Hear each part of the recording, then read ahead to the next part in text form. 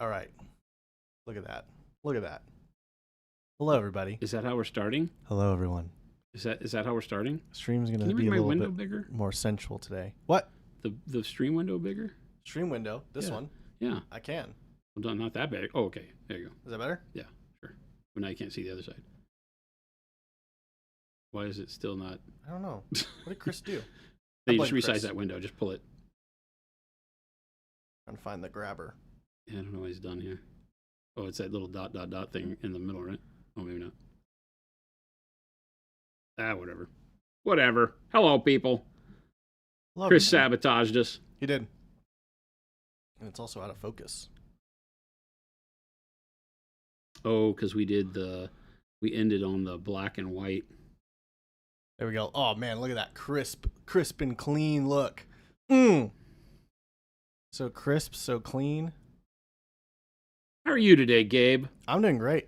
Are you psyched to be producing? I'm so psyched. I'm so psyched. Hello, everybody. How's it going? Chat. Chris? This is the Gabe Show. Yeah. Welcome to the Gabe Show. Morning from an Australian time traveler. Another one? Chaos Angel, thank you for the sub. 6 months. Which button am I supposed to do? This one? That's great. Which button am I saying? Is this one? That's great. That works. That button works. That worked. Sounded legit to me. Sounded like you almost knew what you were doing. I kind of do. Did you practice? Did you stay up last night and practice? Yeah, I snuck in here. You didn't even know I was here. Well, we didn't. Well, that's a little weird. Yeah, man. But I'm like a ninja. that's not true. So much practice. You are not like a ninja. I could be. Well, there's a lot of things you could be. Yeah. You don't know me. With just one slight twist to your DNA, you could have been like a potato. Now, I have a question about this little flat window that I'm sitting in. Uh-huh. My face is. Why am I flat? Why is the flat window? What's the flat window, Chris? Huh? I'm just going to throw questions out to Chris like he's watching. Yeah, you should. And, Question Chris's integrity. We will. How's everyone doing on this fine Thursday Is it Thursday? afternoon? It is Thursday. It is Thursday, which is very. Good God. I have too much to do I think yes. before the end of this week. I think And there's I'm like, yes well, too much to do before the end of the week still. Awesome. Okay, we had some good days at the beginning of the week. We've been doing a lot. Fancy.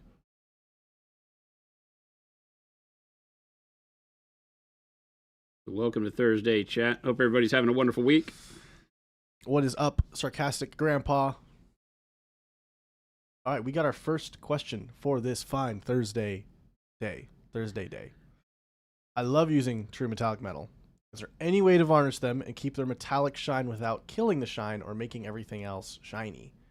I've started using transparents/filters to color the metallics, and they're so thin I want to give my model some protection. So you can matte varnish and knock the sheen off and then do a spot gloss. It takes a lot of effort because you got to you can imagine spot glossing with a paintbrush back over the metallic. So you're basically having to paint the area again with just the gloss varnish to bring the shine back on it. But you can do that, right? So you can varnish for protection with either or both. And then hand paint the gloss or a satin, a mix of gloss and matte back over the metallics to bring the shine back. You can do that. It's just it's a pain because it takes a lot of time, but you can do it. I got to look at these and see how did I do the highlight, just like I'm doing right now. Good. I'm glad that my ideas have not changed a week since I did the other guys. I have so many things and so many ways that I paint, and I'm not locked into any one way. Yep. I don't hold anything sacred. So if you're painting models in an army and you're trying to match the dudes you just did, sometimes you just got to stop and take a look and say, what did I do? Because it is not beyond me to paint this steel with the same two colors completely differently than the last guys. Captain Smo, I'm excited for next Thursday as I will be ordering my first set of paints. Awesome. Woohoo! So exciting. Good evening from the Netherlands. Well, good evening. It is very evening. How are you? I will be in the Netherlands in a few weeks. This is true. In Eindhoven. I don't know how they pronounce it over there, but that's how I'm pronouncing it. Eindhoven. I will be in Eindhoven for SMC.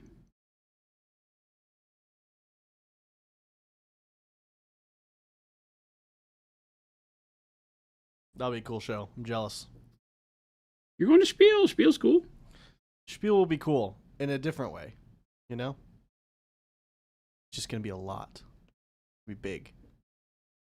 You'll love it. They It's told right us- up your alley, dude. I know, but they told it. I got my. Spiel is definitely more up your alley than Eindhoven, I think. Because you're into all the other kinds of gaming true. and stuff that'll be there. I think you'll have a It's blast. true. Not that you wouldn't enjoy Eindhoven, but Right. I think you would enjoy SMC too. But I think that Spiel, for a different reason, will be Right. right up Gabe alley. Well, it's the same way I enjoy Gen Con and Nova, but they're Yeah. very different shows, and for very different reasons I enjoy them. Yeah. Yeah, we got our booth number, and it's like, you're in building 2 of 9. Oh my goodness. What? Oh my Yeah. goodness, that's a lot. Yeah. Yep. There you go. Look at the difference from there to there. All right. Can you focus me a little bit? Yeah. Other way? Like There that, we go. yeah. So you can see, like, just adding the white blue is what gives us the metallic sheen. Everything else is just setting you up for the mid-tones to look right, and then it's when you drop the brightness on there that it comes to life. You So only added white blue to that other color? this is exactly where I'm starting from. Look at his other Jeez. shoulder. Right? Wow. White blue Yeah, is the only color I'm That's painting with. pretty nuts. Pure white blue. How many colors are on the... Can you zoom me in a little? Not the punch in, but the actual knob to zoom in, so that we start from this and just scoop me in more?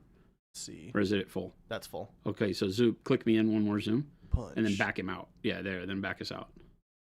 There we go. That's where our resolution is. Just back me out, so where, like, this guy is. Yeah, like something like that. Other way? Yeah, like Yeah. that. That's cool. Cool. There we go. Right. So what were the other colors you had on the other shoulder that's not white blue yet? It's just Payne's gray and white blue mixed together.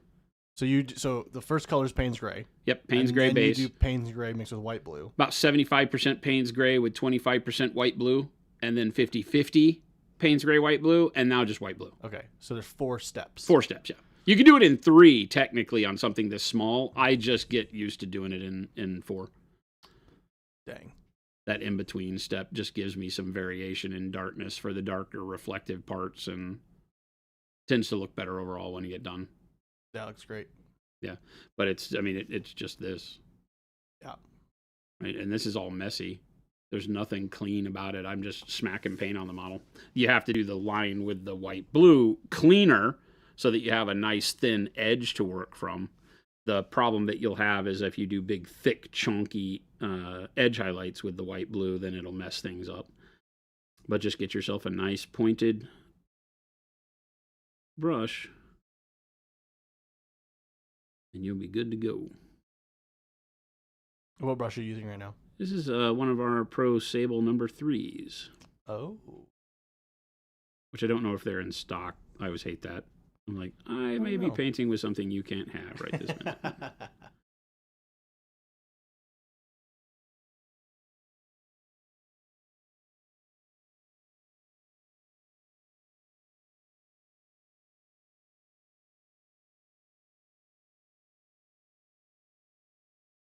I'm curious, Jason, because I've only seen you mainly paint with synthetic, and I know Yeah. you've been using these new U.S. made. The truth about me and paintbrushes is I use whatever's in my hand. Yeah. It's the truth. I tend to only really enjoy painting with synthetics. The main reason for that is because I like their snap better. Mm. But when we got the first, handful that Jesse handed me of these sables that are made here in our factory in Phoenix, I took them to Nova and I started painting with them. And of course, now that's what's in my hand. So that's what I'm painting with, and they work like a champ. So Yeah. I'm loving them. I'm sure that's fun for you to be like, ooh, now I remember why we did this. Yeah, 100%. It's cool. A question we have: do you think studying color theory from traditional painting will help with mini painting? 100%. Yeah, understanding color is not something that's specific to any medium. And more so with mini painting, I think you want to see how color responds to light. More so than worrying about, your standard, what's primary, complementaries, tertiaries, secondaries, things like that is all good to know. I preach a lot that in model painting, we're worried more about the fact that it's the reflective quality of color, and that when we're painting things in military, sci-fi, fantasy, a lot of times we're dealing with desaturated colors. So they move more towards their gray, white, black forms as they get darker, dirtier, grittier, things like that. And in doing so, colors tend to work better together than anything the color wheel tells you. So just don't get too hung up on it. But knowing how to pick color combos and what colors would work well in picking a color scheme for your army, yes, color theory is going to help you a ton. Because you don't always just want to willy-nilly grab the colors off the shelf and start painting with them. You may not like what comes out. So I tend to say, yeah, use it in the form of, like a recipe book kind of a mentality of what goes well. If I like purple, what goes good with purple?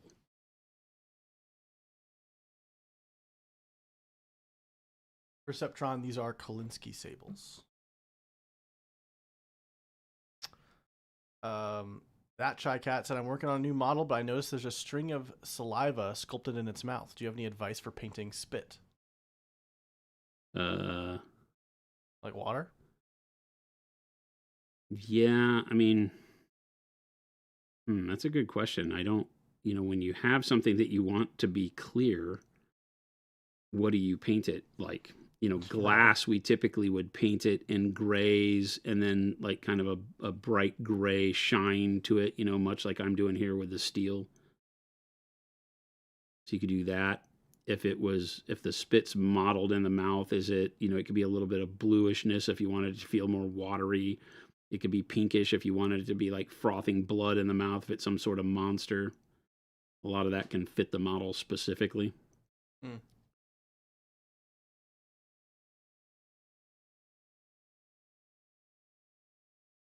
We got a lot of good questions today. Last part of stream yesterday, you were talking about textures. I get the metal and cloth, but for a leather, would a stipple be appropriate? I tried it out and I thought it looked okay, but I don't think I punched the contrast high enough. Stippling is tough to get contrast with. You want to start it earlier in the color scheme. So, with your midtones, and then make sure that you stipple up through more layers of your color so that you build contrast in the texture. Otherwise, it just looks like, small polka dots. But yeah, stippling can work well for leather. It tends to look a little soft, so it's not my first choice for things like leather. I like to use hatching, more line work, but in a cross hatch way. So yesterday when we painted on and he probably stole it. He did. Christopher stole the thing I painted yesterday because he probably wanted to take pictures of it and didn't give it back. So I don't know how to show you what I did yesterday because Chris stole it and then he went on vacation. So, but yesterday when we were painting and we did the pants on the guy, you saw me going through and painting where I was keeping all of my line work semi-parallel, right? They were all going in the same direction. Was it a piece of paper? No, I can just do it like here on my hand. That's fine. Right? So I did it like this because fabric tends to have a thread direction to it. And while you can do cross hatching, if you do it on fabric, it starts to make it look threadbare, like the threads are pulling apart. So in things where I want it to just look like jeans or whatever, right? I just do my line work going in the same direction. And then the size of it and all that will give you dimension. If you're doing leather, what you can do is you now are doing that maybe along the edge. You're doing the small, little almost stippling, but it's little lines for texture along the edge. And then on the main part of the leather, maybe you bring those in a bit at random amounts, and then you cross hatch too. And where they cross, you give yourself a little bit more poke. And then you've got this ability to make all these lines cross over one another. And anytime a line crosses another one, right, you brighten up that section where they cross. And now you have the ability, and you can run some parallel to each other, you know, like this if it was scratchy, and then just again brighten up where they cross, because there's more of a physical dimension of like nicks and cuts. And so then you can go in and kind of mix and match your strokes and get some stippling in to where it has a different type of roughed up texture in some areas, and then add some more lines. And so leather tends to be a little bit more random and almost psychotic in nature as to how I would go through and do that by mixing and matching, so that you get more of a weathered, you know, randomized pattern, as opposed to cloth where this is representative of all the thread and the cloth is, you know, stitched in one direction.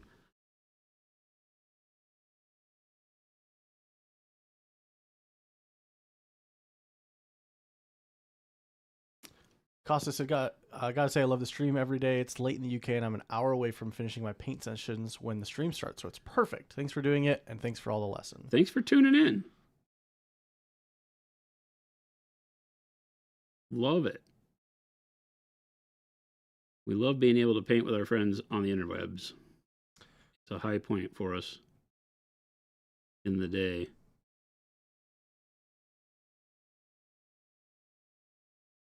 Especially coming out of things like finance meetings. Yeah. Yeah, seriously. Old Gamer said, to be honest, I never painted with Procryl because they're not in much stores in the Netherlands, but what makes them so good? Are they single pigment and vibrant? They're very vibrant. We do have quite a number of single pigment paints in the line, but it is not the only goal that we hunt after. We make it to where all of our paints are pure pigment paints, so you're going to get the best combos of pigments when we make hues that are made to mix and blend very well, to hold their vibrancy and give you the color combos that you're really looking for. They won't muddy or gray out. You can airbrush and brush with them similarly. They just work. The whole goal I set out with when making the line was to create a paint that just allows you to paint, right? You don't have to do a whole lot of work on the palette. Can you focus me in here? Mm-hmm. That way, if I come up a little bit, we're still good. And then when I go on the table, we're good. Yeah, perfect.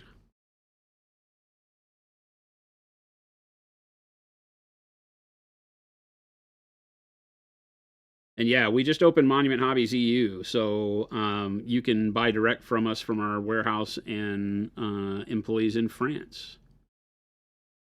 We will have a booth in the Netherlands. Like I said, at SMC, we're more than just visiting. We have a full booth there. Our French team will be there, along with myself and quite possibly Jen. Oh, yeah.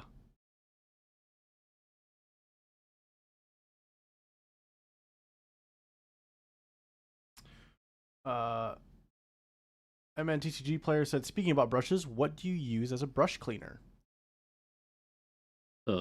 Excuse me? Is there someone in our midst that does not realize that Monument Hobbies makes the absolute best brush cleaner on the planet called Gentastic's Drunken Brush Goop? Oh. Since Magic the beginning of the company, 9 years, we have made the brush soap that is the absolute best brush soap you will ever use. Cleans, conditions, reshapes, reforms, you name it. It is absolutely amazing. Yeah. You may see it in its 1.0 form. It used to come in these aluminum tins, but it is the same formula, just made softer in the new 2.0 formula. But yeah, we do it ourselves. It's made for natural and synthetic hairs. Obviously, you're not trying to condition synthetic brushes, but the same soap works for both very well, whereas a lot of soaps out on the market are made more for synthetic brushes than for sables. They use really harsh cleaners that actually cause the sables to refrizz and have all sorts of problems. So we make soap that is made for taking care of your amazing brushes.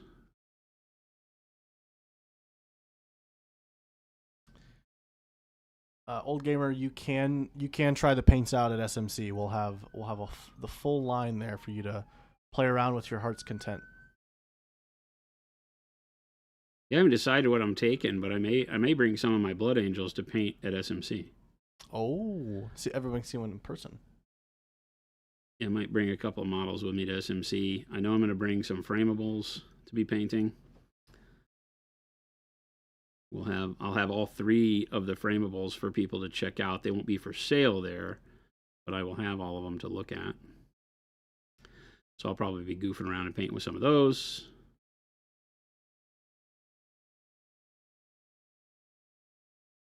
Old Gamer said, "Great, I need to take off from my work to see you at Saturday." Awesome.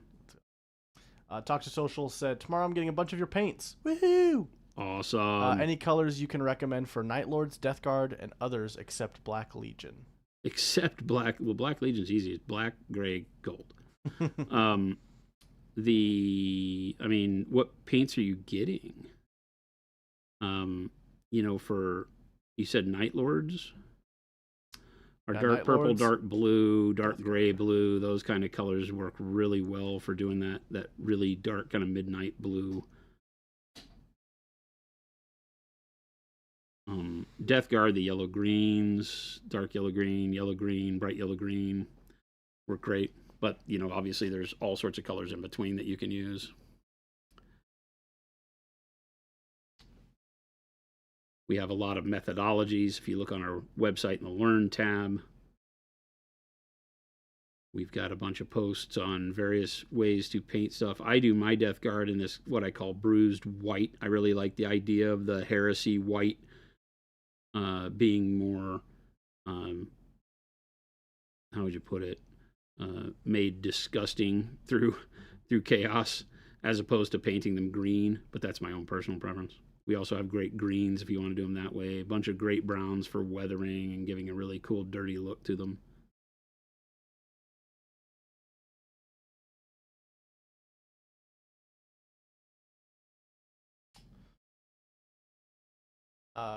Mothboy says a question: what is pure pigment paint as opposed to not? The way that I use this term, and believe it or not, it's mainly a marketing sense. A lot of our competitors use that kind of terminology, pure pigment, and I don't know what it really means.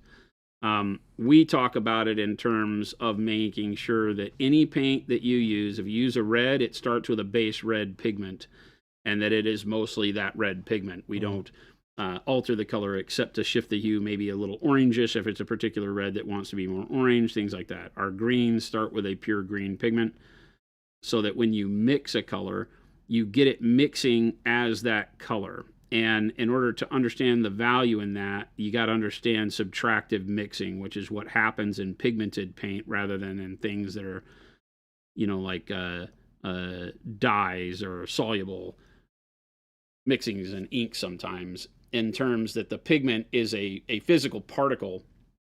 If you want to make green out of blue and yellow, you can do it, but blue and yellow together as pigment don't make a green pigment. It just means that enough of the blue is covered by the yellow that your eye looks at it and sees green because it's mixed. Your eye is doing the mixing. There's no true mixing of color. And so if you take a color that is blue and green mixed to make, or blue and yellow made to make mixed green, and you want to mix that green with some other color like a red to get a really cool brown or a flesh tone, then as you mix it, it's not really green mixing with that. It's blue and yellow. And so as you add a third component in, you're not guaranteed to get green mixing with that third component or fourth component or however many you mix. You're getting blue and yellow mixing with it. So if one of the things you mix with it is more yellow, well, then the yellow oversaturates. You lose your green real quick. So if you start with green and you mix it with something, it's green. So by pure pigment, it's that all of our green paints are green pigment. And so when you mix them, you're going to get them mixing as green. One of the big fears that a lot of people have when they start talking about single pigment paints is that, hey, I've heard that single pigment's the best because then I can mix them and they don't turn gray and blah, blah, blah. And that's true, but it's only true because other paints don't start that way. A lot of paints are made like house paints are made, where a machine just says, okay, you've given me color, hex code, blibbity blibbity bop. And that's a hex code, by the way. Blibbity blibbity bop. Blibbity bibbity bop. Yeah, it makes wizard's butt. And when you take that hex code and feed it in the machine, the computer knows what pigments to put together to make that color, but it doesn't guarantee that it starts with a pigment that is actually in that color family. It's not concerned with that. because those things are not made to build colors that are built for mixing. They're made to make colors that are built for painting walls and giving you spot on great color, but not to mix with other paints. So if you were to go and get a bunch of house paint made at Home Depot or something, and then you go and you get like 2 colors of house paint and you try to mix them together, you'll get a muddy color very quickly, because the pigments that are in the color that make the color are not the pigments that mix to give you the way the color wants to act. Does that make sense?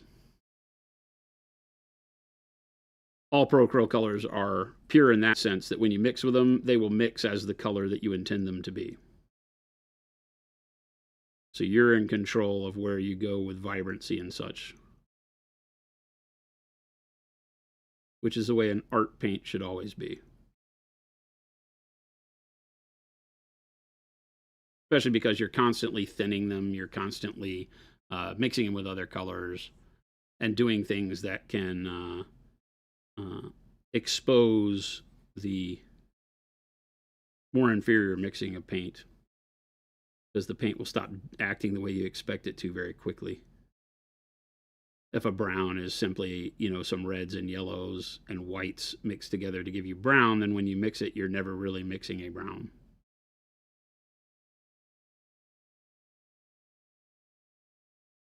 Zambi said, "Sup nerds, mix all the paint, taste the rainbow." Oh. Freaking brush lickers. What's going on, Zam? Wonderful Zambies. Old Gamer said, "So the Pro Acrylic colors don't become gray-brown when you mix them like the other brands I have?" Correct. I mean, if you want to mix gray-brown, we have colors that will allow you to do that. Yeah. But no, when you mix colors, you get the colors you expect to get. Yeah. That's the whole point, right? They are fine art paints made liquid, where other paints are house paints put in small bottles. That's the way we talk about it. Not all of them. There are great paints out there. There are other companies that think in terms of paint for miniatures needing to be fine art paint. And that's just what our firm belief is there's no reason why you would not paint these models with the same care and need as you would paint a canvas that you were doing. And so your paint has to operate in that mode, or it isn't of any value to you long term.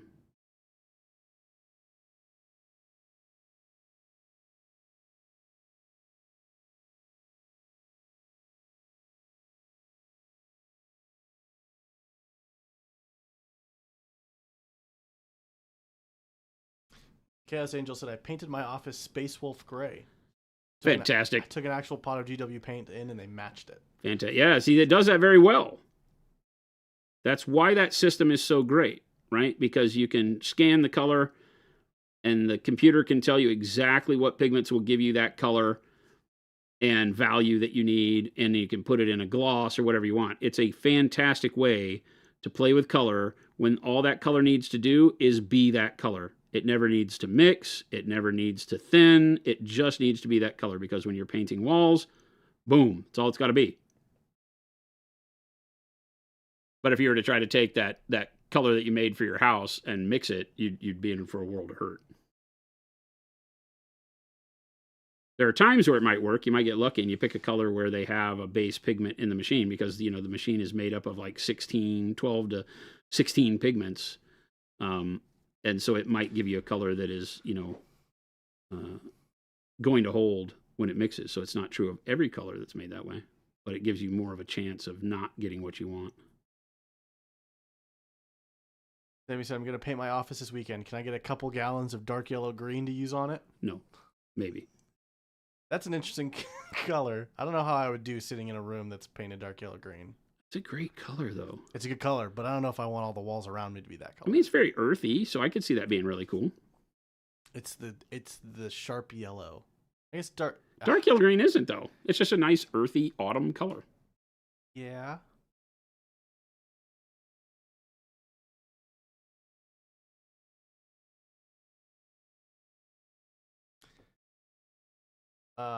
Maudib said, "Jason, getting ready to tackle my first Kingdom Death Survivor thanks to the confidence your tutorials and paints. So any chance on you doing a tutorial painting a pale flesh on a small area like faces? I have trouble getting small faces to look right with pale flesh." Sure. Do it. Are you asking me now? Oh, is that the thing? We want to do it now? No. I can do it if we have a model that I can do it on.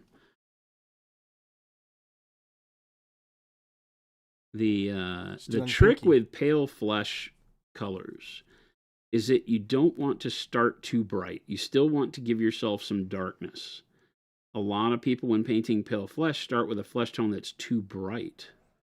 And so you don't have a way to get contrast on the face, right? Because you start with one color that's too pale as a shadow, and as you add more pale colors, it just gets brighter and brighter and brighter.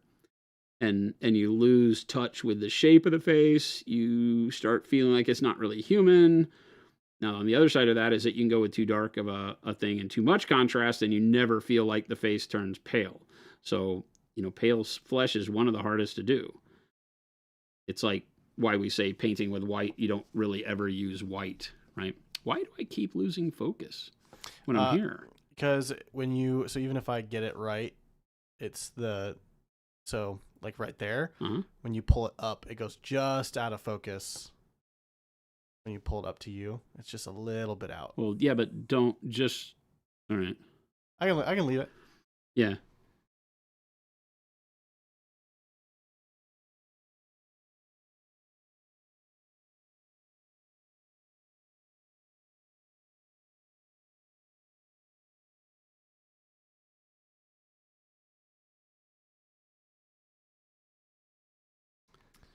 Yeah, let me get done with this shoulder plate, and then I'll see if I can't find a small face to do some pale flesh on. You just paint one on your little pinky. Your little pinky, a face on your pinky. You know? Well, it needs to have more detail. I feel like that works well when I just talk about general coloring. I need to have like a set of 3D printed heads back here.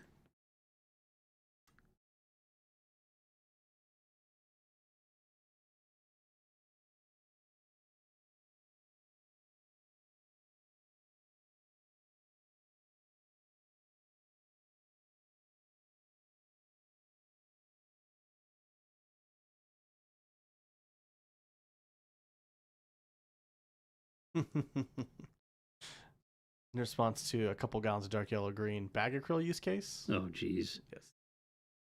We do not feed the bear around here. You're the one who showed it off, man. Okay, don't start with me. You just because you were in on it. Bag acryl, bag of taters. Bag of taters. That was actually funny. I think I was watching when you guys were discussing that. And the bag of taters thing came up. What do you mean we? You and Chris. What are you talking about? That was you guys. I don't know. You did that. I don't know what you're talking about. That was not me. Chris was there, but I wasn't. Oh, no, you were there. No. I think you were pretending to be Chris. No, Chris was producing. You were on stream. No. No, you were Wish.com Chris that day. Wish.com? Yes. I prefer Dollar Store. You were Dollar Store Chris that time. No free pub for Chris, is right. He abandoned you guys. Did you all remember that? Kind of did, man. He jumped ship, to use his metaphor. Yes. The ship needs a captain, and the captain jumped ship, so... It's true. I don't think I sound like Chris. Oh, no, not even a little bit. No. Maybe over the internets. It could be a little bit. I don't think so. They may have similar mannerisms because they hang out all the time. Yes. That's the truth.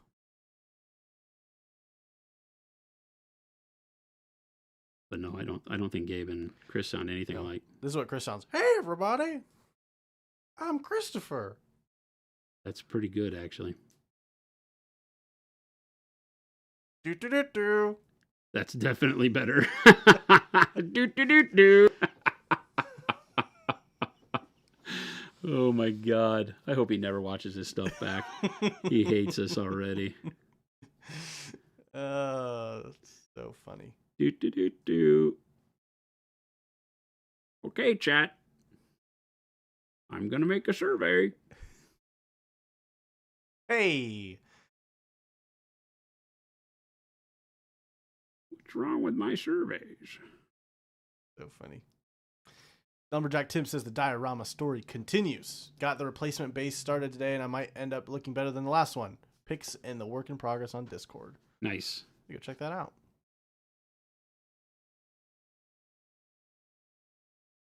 Bloodwalker said, in the race between dark purple, Payne's gray, and black brown to see which pro-acrylic paint will be my first casualty, dark purple has given its last drop. That's a good trio to be using all the time, though. Yep. Right? I feel like those are like around the ones that I refill the most, too. There's kicks that I get on, like right now, where we're not using a lot of black-brown, right? Because painting Space Marines, I don't have as much need for it. It's more of my fantasy go-to. Does that make sense? Yeah. Like when I'm doing fantasy models, black-brown is everywhere, pervasive. Yeah. Or if I'm doing a lot of faces, like if I had a lot of unhelmeted Blood Angels, then there'd probably be a lot more of it being used. So good. I love this. That just looks so good on the red. It does look really right? nice. The steel on the red is really good. Yeah, that looks pretty cool. I mean, you can't argue that the gold is also really rad. Yeah. But something about the steel just gives a really, really neat contrast. Yeah. All of my veterans cool are the gold, right? Yeah. So the bulk of my army is gold, but the two squads of normal bros with the steel, I think, are really going to stand out and be cool. Yeah. I like that a lot. That's super cool. Okay, pale flesh, huh? I mean, why don't we just paint a Space Marine face? Do it. I have some non-helmeted Space Marines. One of them's on stream right here. I will paint Blood Angels with pale flesh. I think that's how they're supposed to be. Pale vampire-y dudes, right? Is that what they are, vampires? What's that? Are they vampires? I mean, I'm not going to say yes, but the Red Thirst is kind of a vampire thing. Not going to lie. Guy that doesn't necessarily have to have his mouth hanging wide open. I'm gonna tune this up a little just because. Yeah, just because the red, the airbrush fuzz is gonna be a little out of focus. There you go. Yeah. All right. Cool.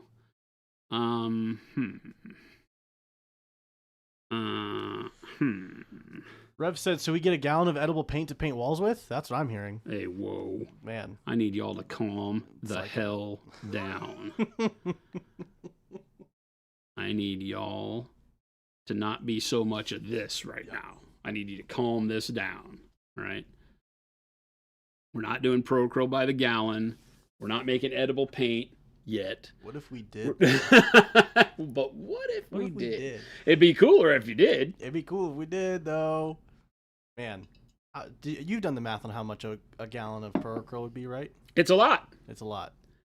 It's a lot. It's, but... Depends. Color, if I had to average it out, it's not fair. We can't talk about depends. I would have to, every color would have to be different if we did it by the gallon, because the pigment in each color is a different value. But the reason why we sell it in 22 mil is because we can optimize cost across 22 mils a lot easier. If I had to sell it by the gallon, there are colors like orange you would never buy.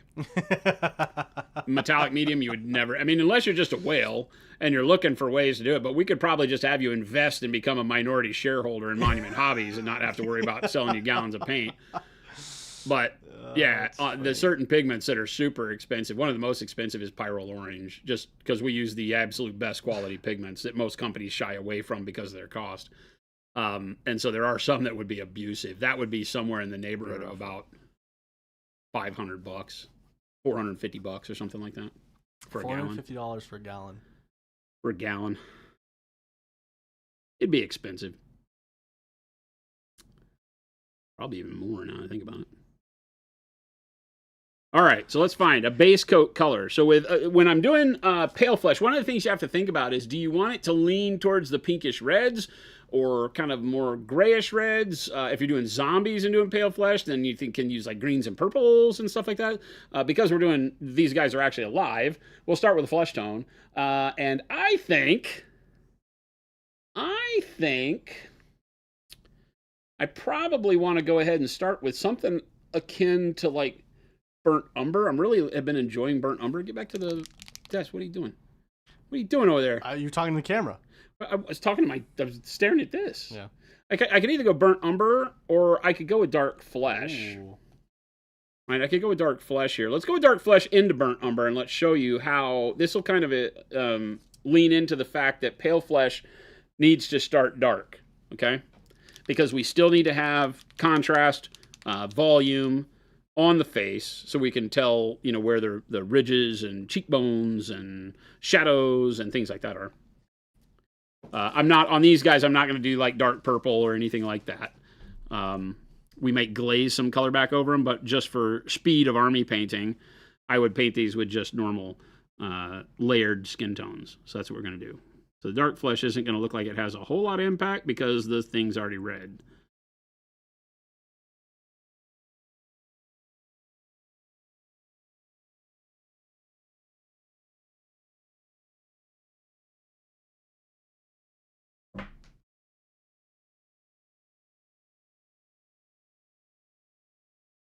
How you doing over there, Gabe?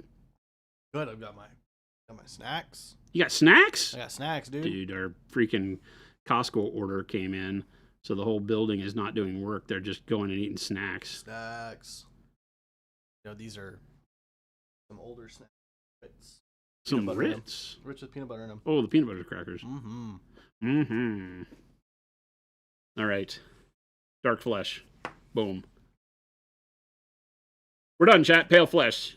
I'll be here all week. Yep. Pazzow. Burnt umber. Crabosaurus asked, where are the Space Marine heads from? GW? These are GW heads from Death Company, I think. I have bags and bags and bags of GW heads and non-GW heads, and I've got some like Jason's Hobby Station looks like Mark II heads, and yeah. I've got I have it's insane is what it is. Jason's got piles of legs and arms and heads. And... I have like 8 armies worth of Blood Angels here. The palette cam is not set up on this Zoom, so in order to be this close, I can't have the palette cam on. I apologize. Actually, I think you can. I think you can just turn it on. Let me look. Let me look. Maybe not. Maybe not. Look at that. There you go. Sorry, chat. I lied. I lied to you. Straight to your face. Straight to your beautiful faces. Paid professional, chat. Okay, so here, like we talk about in our just do this layering video, thin for the first layer.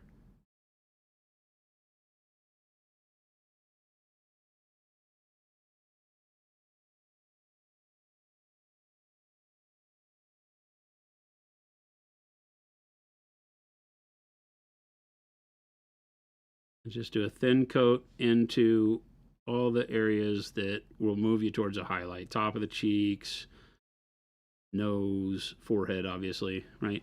And we start getting a little bit of definition there underneath the cheekbone.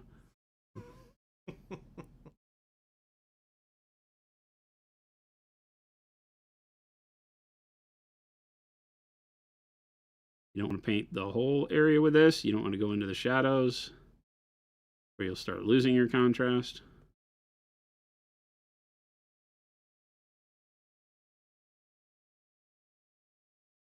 And that's pretty good. Brent the programmer asked, so I watched the video where you painted Lorgar's face using magenta and bright yellow green for under the coat. Would you not do that on these? Or is that on a model that's like a Primarch, yeah, and that's a way we can do it. We could do it on these, but because we're painting an army, I'm just going to show you how to do pale flesh and not worry about that. You could. But also for just doing small scale pale flesh, this is kind of where I like to start. All right, next color, we want something like a tan flesh. Or a beige red, right? I think we'll stick with this. All right, you got tan flesh and beige red. I think I'm gonna go with, I don't know. Yeah, let's keep with tan, or with the beige red. Beige red is a little bit more pinkish. Works well with all the colors we got going here. What was the first one you started with? Remind me. Dark flesh. Dark flesh. And then you did burnt umber. Dark flesh, burnt umber, and now beige red. Are you doing any mixes for those, or are you just straight up? Just straight up out of the bottle. Dang. Straight up, right out of the bottle. Efficiency. Yep. There's efficiency happening on this stream. Right out of the bottle. Today. Again, it's that we want to make sure that we go fairly thin So testing on my thumb palette here, make sure I add enough water in there, and I can see like the white blue through that. That's disgusting color, by the way. Let's start with that first layer being fairly thin. You don't have to be comfortable with glazing necessarily, but that's kind of the thought here, right? Is that we kind of want to glaze in this brighter flesh tone. That allows it to mix and not be as intense as it might otherwise be. Right? And I'm going to go right over those areas that we did the burnt umber on.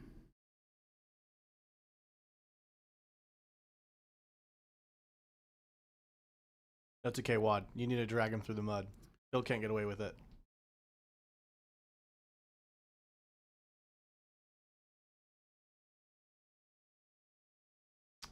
Rivalist said, did you do the same thing, thinning and glazing for the shoulder pads?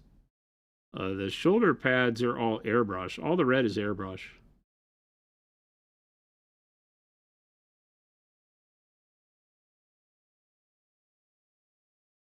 This is one thing about Space Marines that really makes me want to paint a bunch of them, because like I could do a lot of this really quick with the airbrush.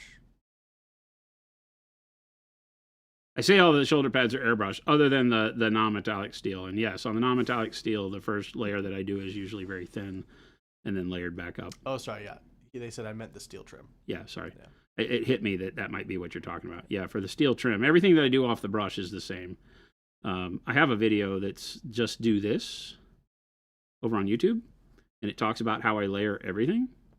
And it really is the method that I choose to paint with almost all the time. Right? And so now we start seeing the flesh take a little bit more form. It's odd with this bright red hair. Makes it kind of funky. It does. It's a vibe. Keep giving red hair. I am not going to have a bunch of red-haired freaking blood angels. Not in my future, my friend.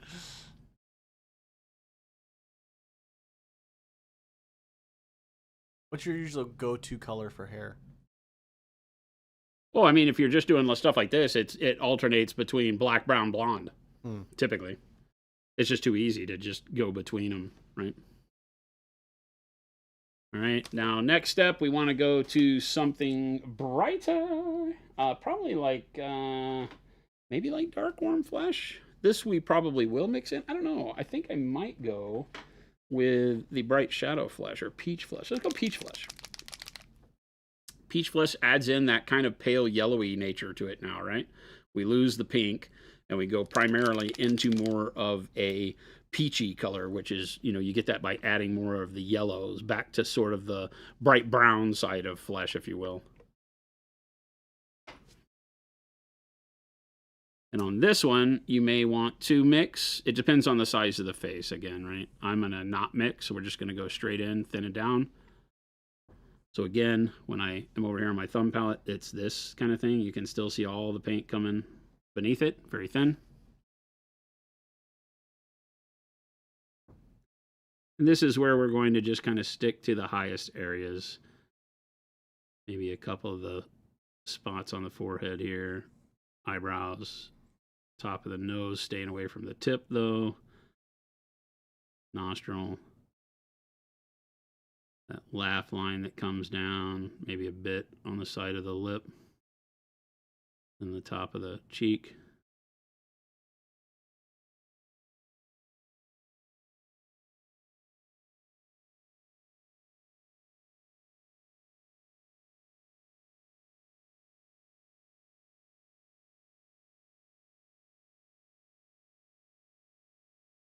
We can come through and do a little pinch of brightness towards the upper side of the jaw, not along the bottom length of the jaw, but kind of up here right by the shadow. Stipple a little bit. There, I'm getting some on his gorget. I'll clean that up afterwards. Sorry, what? The gorget, the collar. Notice how I'm getting paint, flesh tones all over his collar because I'm having to get down into the jawline there. All that? I thought you said some fancy word for something on his face, and I was like, I've never heard that.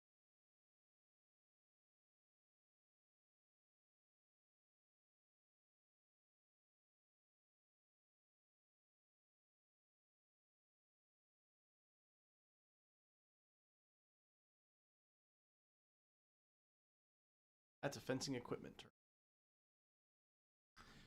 We have a question about for transparents. Are they contrast speed paints or something else? They're just paint. They're just paint, single pigment paint you can see through. So I guess something else in terms of the way you described it there, right?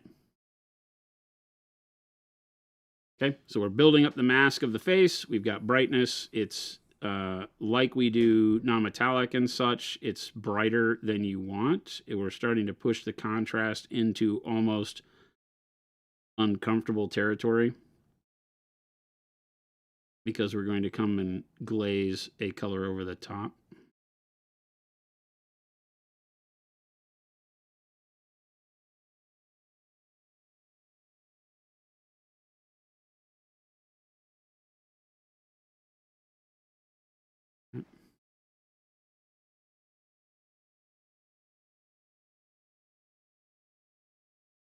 And that color needs to be, I mean, I guess we could use, I think we'll go back to something almost like Shadow Flesh. We could use the beige red again, I guess. I want something with a little bit more warmth. I'm going to go in with Advanced Flesh Tone.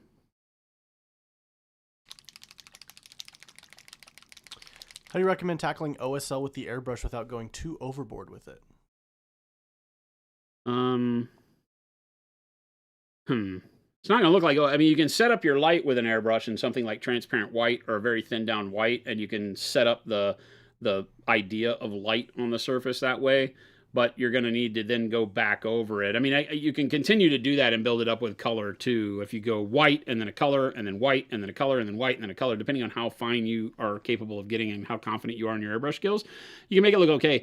Most of the time you get the atomization of bright paint and it starts looking too fuzzy to actually be light, right? So going in and painting with the brush is going to be the thing that really makes it look like light, because you need to define edges. You need to have edges get brighter and really pull your color in to smooth it out from the airbrush. So just with an airbrush, the only place that I would really ever use that, and not even nowhere 100% of the time, you could airbrush like the headlights on a Land Raider, rhinos, things like that, to where a little bit of the overspray gets on the body in front of the headlight bucket so that looks like your glow, and then do that in white and then put a color over it. I usually brush the color on, but then you want to catch like the edge of the inside of the headlight bracket with your brush, you know, with a white, and then put the color on it and things like that.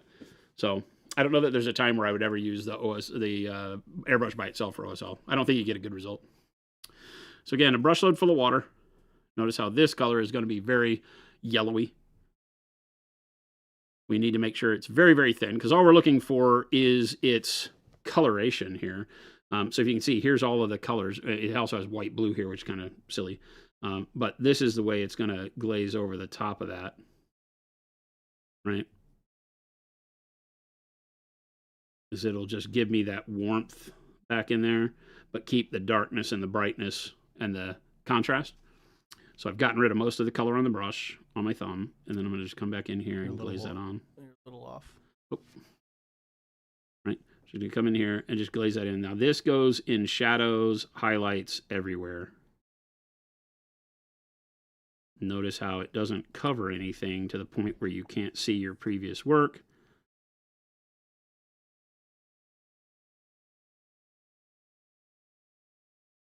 This is Advanced Flesh Tone. Yeah, Advanced Flesh Tone. Really, really thin. Almost like a wash, right? You're just making a wash and putting it all over it. You could actually just do this as a wash and be fine.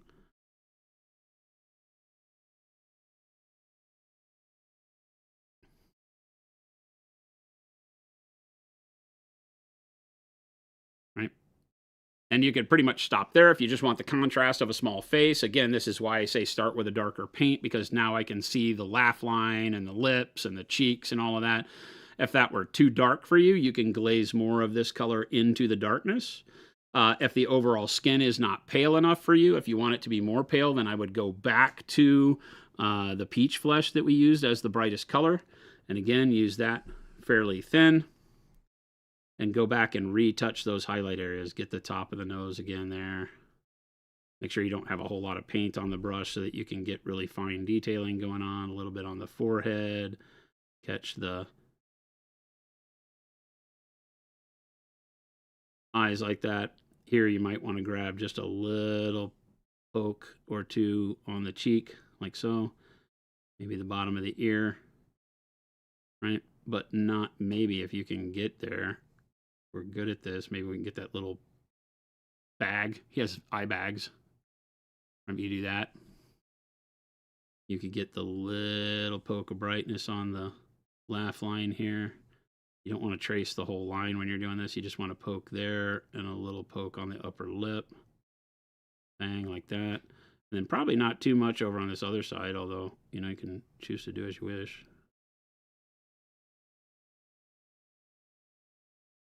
Then maybe I get just a little pinch on the chin.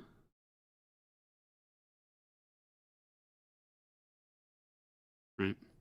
So that again will brighten the face back a little bit, but leave me with some variation. And that all of a sudden is a good way to do pale flesh. And obviously you can change these colors. You can use bright warm gray instead of the peach flesh. You can do whatever you want, but that gives a really good and quick way. Once you get, you know, confident in it, you can do that really quick.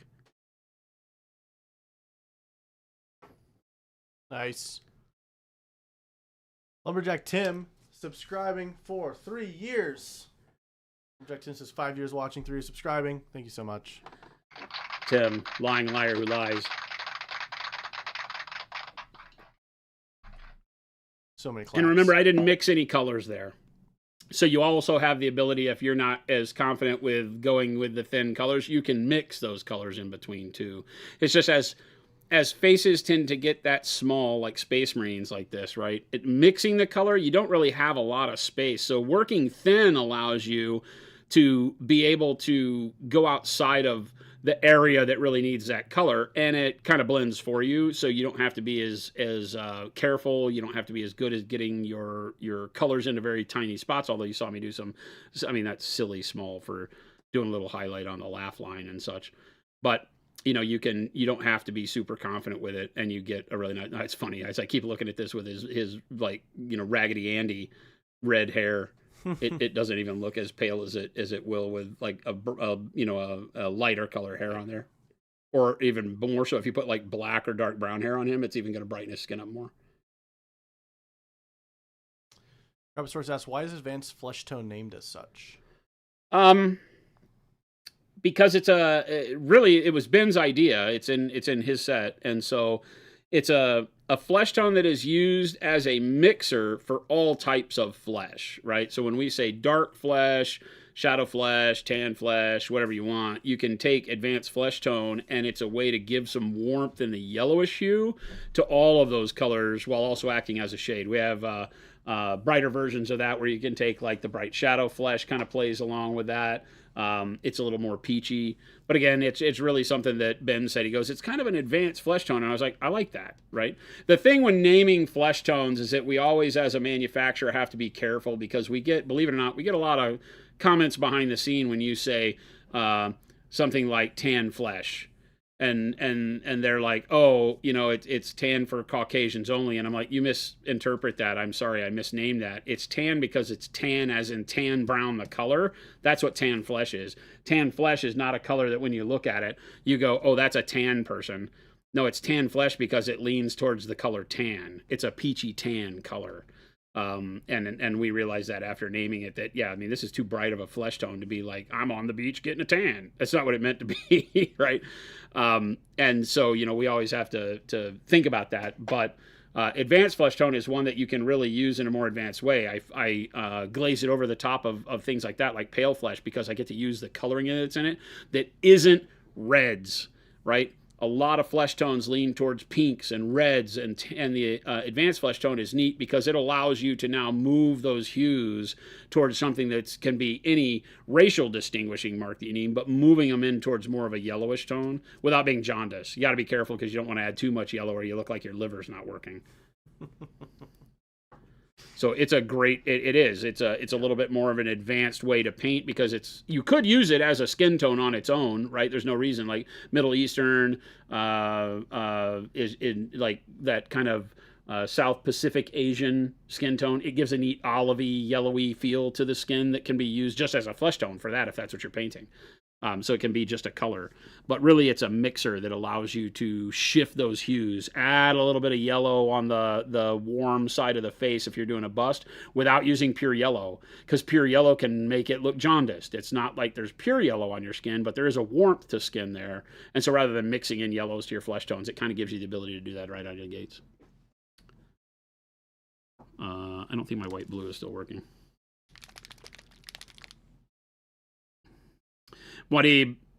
Oh yeah, good detail on the faces is always key, but starting with a dark color like I just showed you helps do that too. You can build the detail in for yourself. That Space Marine had pretty defined cheeks and all that, so it was easy to tell where to put the paint. But if you had a model that was kind of in PVC and maybe the features are softer, that's why you want to start with a darker color, because it allows you to now paint where the cliff of the cheek would be if you need that. If the model's a little too round for you, starting with a dark color lets you bake in that detail in those volumes on your own. Whereas if you start with the mid-tone or brighter color when doing pale flesh, you lose that capability, and that's where the form of the face starts to get mushy and stops making it look like what you want. So always good to start with a darker base than you need. You can always paint over it with your brighter colors if you don't need it to be dark, but having it there is always better. And when working at small scale, I believe it's better to have the dark color cover everything and then let it show through where you want it than trying to figure out how to get back in there and paint the inside of the ear dark if you paint it with a bright color first, right? That's where it gets hard, because it's like playing operation. It's like getting a brush that gets in that last spot to put a dark point right at the tear duct on a Space Marine. Is like, that's useless. Just paint it dark first and don't paint that area again, and now the tear duct is dark. So that's why you see me do that. That's generally why I like to prime in black too. 100%. Yeah, I always use dark prime. It's the whole reason why we paint from dark to light here, right? Is that it is a good lazy person's way to paint. But also gives you fantastic results, because I don't ever have to paint these panel lines, right? All of the underneath where all of these things now have contrast, because the dark paint stayed there and I never painted over it again. So I already have built-in panel lines and shadows everywhere I need them. And I get to choose how much of the shadow I leave showing. If I want more, I don't cover it up very much. If I want less, I cover it up more. Works really well. You get to choose. I'm a controlling painter. I like to be in control of how the stuff looks, and am lazy at the same time. So if control means I have to work harder, well, that doesn't fit the bill. That doesn't do what I wanted it to do. So starting with a dark base, and then just navigating how much of that dark base you want shown at the end, by covering or not, makes it easy.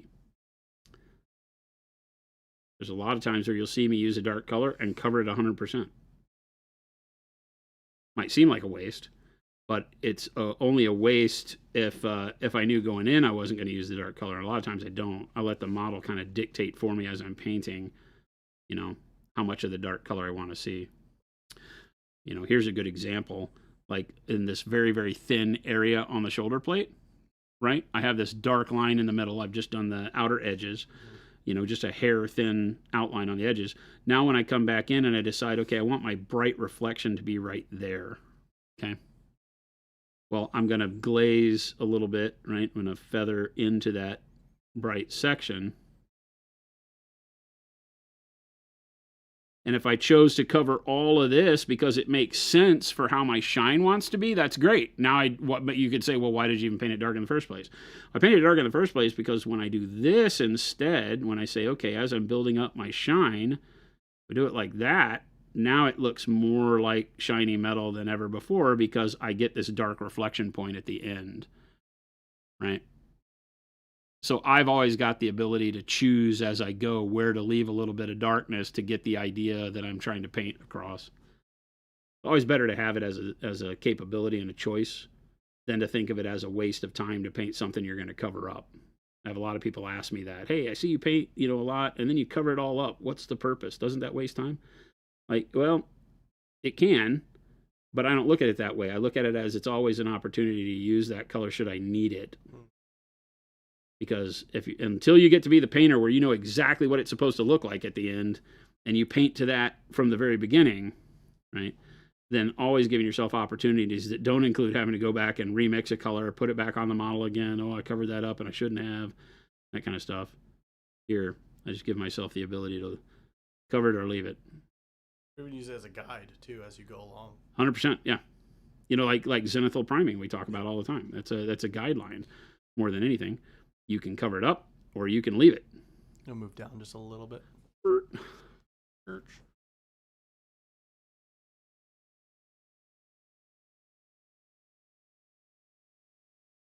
How many dudes do you have in these two units?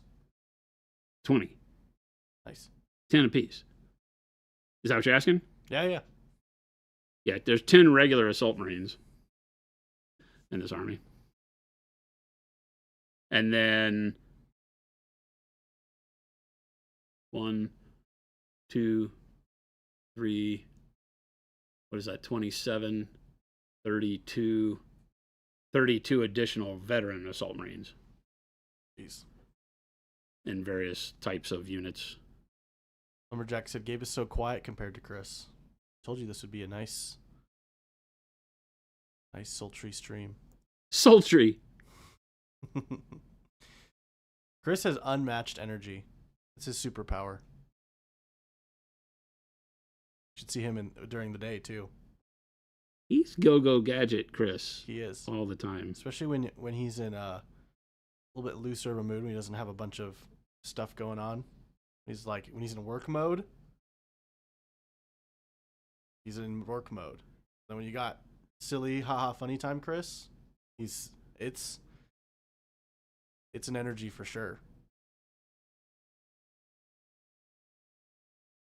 The problem is silly, fun, haha, Chris is so different. Yeah. That there's times where when he shifts gears too quick, you're like, is everything okay? Is everything fine?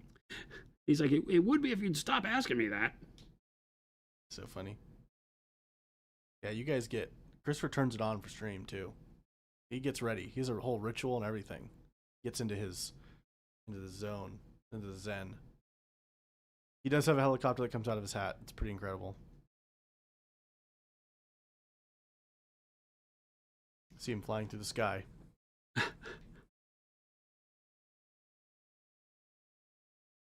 I remember Inspector Gadget. That's what he's. I mean, that's why he says do. You know. Same thing. Was the bad guy agency called Claw? Do I remember this right? I was not old enough. I remember snippets of Inspector Gadget, and that's it. I don't remember. It was not on regularly enough. Dr. Claw. Dr. Claw. Okay, I did remember. Okay. Uber Macro says, "Woot! My base set and all of the 4 expansions got delivered today. Can't wait to get home and unpack them." Fantastic. Nice. Oh, you're at work and you got the delivery notice. That's the worst, isn't it? It can be the best and the worst. It's so awesome when you get the notification that, my stuff is at home. Mm-hmm. And then the rest of the day you're like, damn it, my stuff's at home. I get that feeling at first, and I realize, I live in Arizona. It's 110 outside. Oh, yeah. I'm not excited that it's home, that it's here yet. Yeah, exactly. How much longer till I can go pick it up out of the burning heat? Yeah, depending on what it is, that's never a good thing, right? Yeah. You can always have your stuff delivered to the office, Gabe. This is true. I could. That's what I do. Delivered to the office. Nothing gets delivered to home. I always run the risk, though, depending on what I order, that it's like, this might get here on Saturday. Yes. And then now I've just shot myself in the foot. Yeah, that's also the case. Like, since I never get anything delivered to the house, if it doesn't get here by Friday, it's next week. Yeah. And that kind of sucks sometimes when I'm really excited about something. November said, hey, that's better than when it's 10 degrees outside. I agree. Again, depending on what it is. Again, it depends on what it is. Steaks, rather have it be 10 degrees. Yeah. Yeah. Food, 10 degrees. I got a really cool package in the mail today. I found a guy selling a bunch of Inquisitor 54 models, the old metal GW Inquisitor models. Ooh. And I got to buy all 4 of them, of which he has the Death Watch veteran Space Marine guy in there. That's the only one I really wanted, but he wouldn't break them up, so I had to buy them all. Oh. But he also has Eisenhorn in there, the lady, and the fat rogue trader guy. So it's a neat combo of things. So, but we are definitely going to paint that Space Marine. I forget what his name is. He's the Death Watch veteran guy. That'd be cool. Sergeant such and such. So yeah, that should be really cool. I've painted that guy so many times in the past because those models were legit available back when I was at GW. You painted so many of them just because you had them? Or oh, they were great. It's a big scale Space Marine. Oh, that's awesome. Big, it's metal, but it's a great model. It was what you wanted the Space Marine small guys to be. You know, what you wished the normal troops look like in 40K. Yeah. They came out with this awesome, larger scale guy for Inquisitor. Because the Inquisitor game, it was a game. It was one of their little specialist games they came out with that they didn't support past release, like so many things. But it's a really cool model. Sergeant Slaughter. No, it's not Sergeant Slaughter. Someone said Artemis? Oh, it is Artemis, I believe. Yeah. Death Watch, like Sergeant Artemis or something like that. Veteran. I don't remember what his name is. I feel like it is Artemis. The only one you were able to get was a fat priest. Oh, that's right. He's a priest. Yeah, it's got Eisenhorn, which is awesome because guess what we have? This makes this model so much better. If it's here still. Aha! Ha Cherubael, right? Which is the resin Cherubael from Artel W, but this with the metal 54 millimeter Eisenhorn, because Eisenhorn's only about yay tall. Comparatively. So that's going to make the Cherubael one really bitchin'. So I can have Cherubael and then the Inquisitor 54 model. I think it's going to be really cool. That's cool. Because Cherubael is 75 mil, so he's a little bit bigger. M3 Stout said if you only have one convention to go to, is it better to choose Adepticon or Nova? Adepticon. Adepticon's pretty cool. I love the Nova. We love Nova. Capital Palette fan. I guess let me back up. What's your goal? What do you want to do at the con? Because there's a world where Nova takes the cake. If you want to go and just be immersed in the art of the hobby the whole time. Yeah. From the Capital Palette to hanging out and painting with friends to discussing, artwork. It's the closest thing we have to that European style art show in our hobby here in America.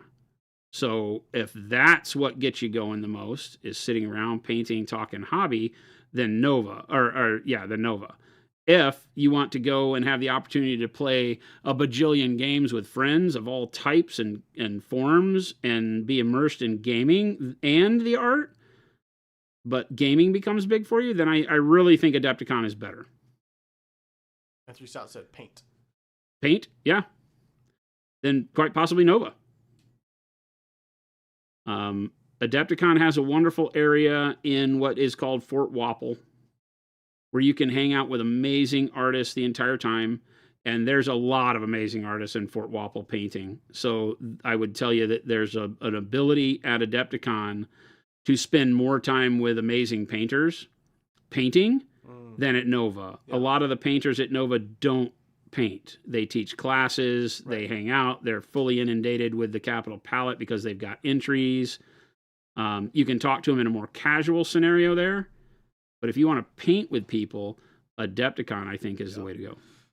I will say too, if you're interested in entering into like painting competitions, Nova's is pretty solid. It's definitely the one that intrigues me personally the most. Oh heck yeah, because the Capital Palette is so inviting. Yeah, because you're basically just competing against yourself, and it's a rubric that you're trying to meet, and you get feedback, and it's a lot more. It's just a lot more inviting than something like Golden Demon. And you can paint whatever you want. Yeah, 100%. Yeah. Muad'Dib, he is painting with a Sable number 3. One of our Pro Sable number 3s, but this is a one of the first of the U.S. made brushes. Yeah. So these are made. Actually, Gabe's brother did this brush for me. He did. He did. Jason keeps trying to get rid of us, and we just keep adding, keep multiplying. Freaking Fisher family hobbies.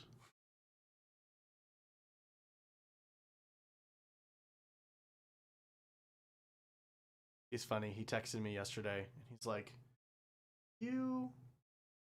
who's going to Spiel with you? I'm like, oh, it's just me. He's like, huh, that's a bummer. I could join you. And so I just laughed at it. He's like, I do have my passport after all.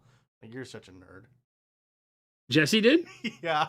How funny. It's like, you're such a funny. You so funny. You're so funny.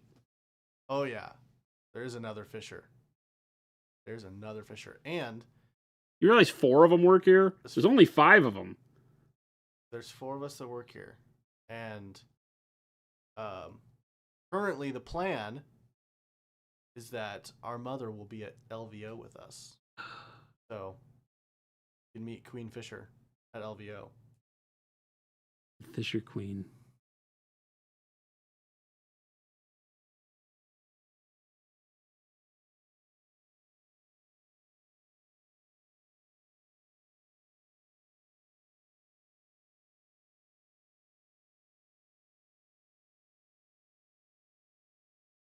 When are the new Pro Sables available? My original Windsor 2 is on its last leg.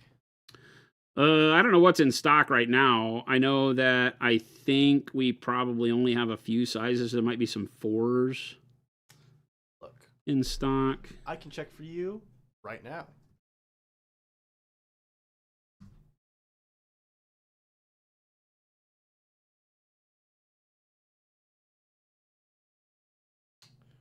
We have 1s and 4s in stock. Ooh, 1s are in stock? Yeah, 1s are in stock. Crazy. Yeah, but I do know that there's shipment coming. Yeah. Or in progress. Sets will be back in stock in like the next month and a half. Yeah.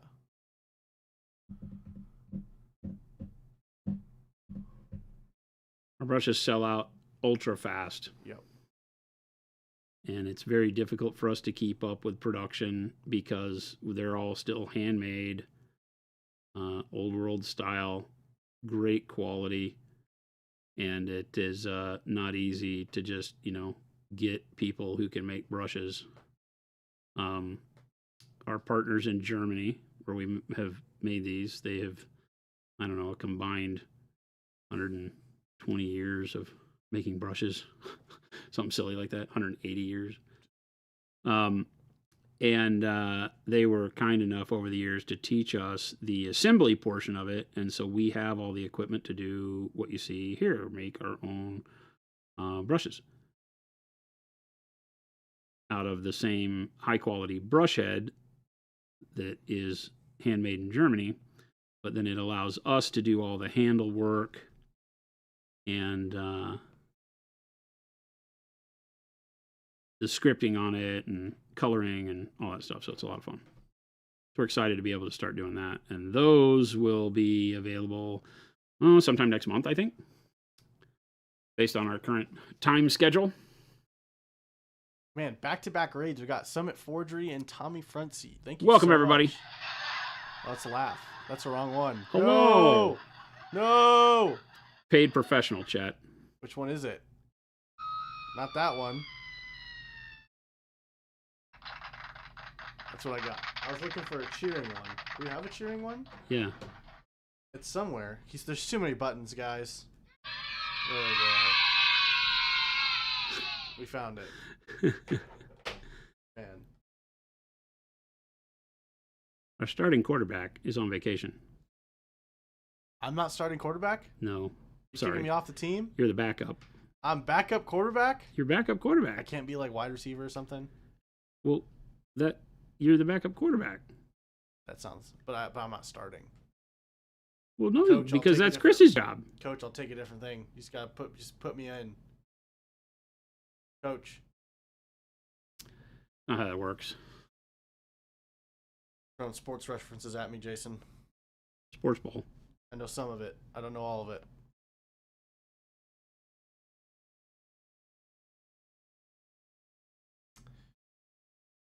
Welcome in, everybody. We are Monument Hobbies. We make the wonderful Pro Acryl, as well as many other tools like our brushes, our brush goop, our clippers and knives and bags and everything. We make so much of it. The best hobby supplies best in the galaxy. Welcome, everybody. Hope you're having a great day. It is Thursday. We are continuing on our long and arduous journey to have a Studio Blood Angels army. I love that I can call it the Studio Army. Flapjack said backup quarterback is the best job in the NFL, dude. All right, I'll take that. Heck yeah, it is. You get paid well and you don't do anything. You practice. That's all you got to do. Show up to practice. I was going to show up to practice? Okay. Well, and be ready if like a linebacker turns your quarterback's knee the wrong direction, then you got to kind of go in. Chris is taking some much-deserved vacation. Some family in town. Brother, whom I've never met, actually. Really? I've never met his brother, Bud, who Alex says is Christopher's complete opposite. Huh. Yeah. Like the other end of the insane... Masucci spectrum. Insane. Yes. So funny. Chris's mom is a saint. She's awesome. Yeah. She's very funny. She and his aunt came by the office one day and were great. Yep. Time friends, you should check out some of our stuff. We have lots of cool things. All the cool things. The cool things. Make all of our paint right here in Phoenix, Arizona. We make paint the old-fashioned way, the same way we make our brushes, by hand.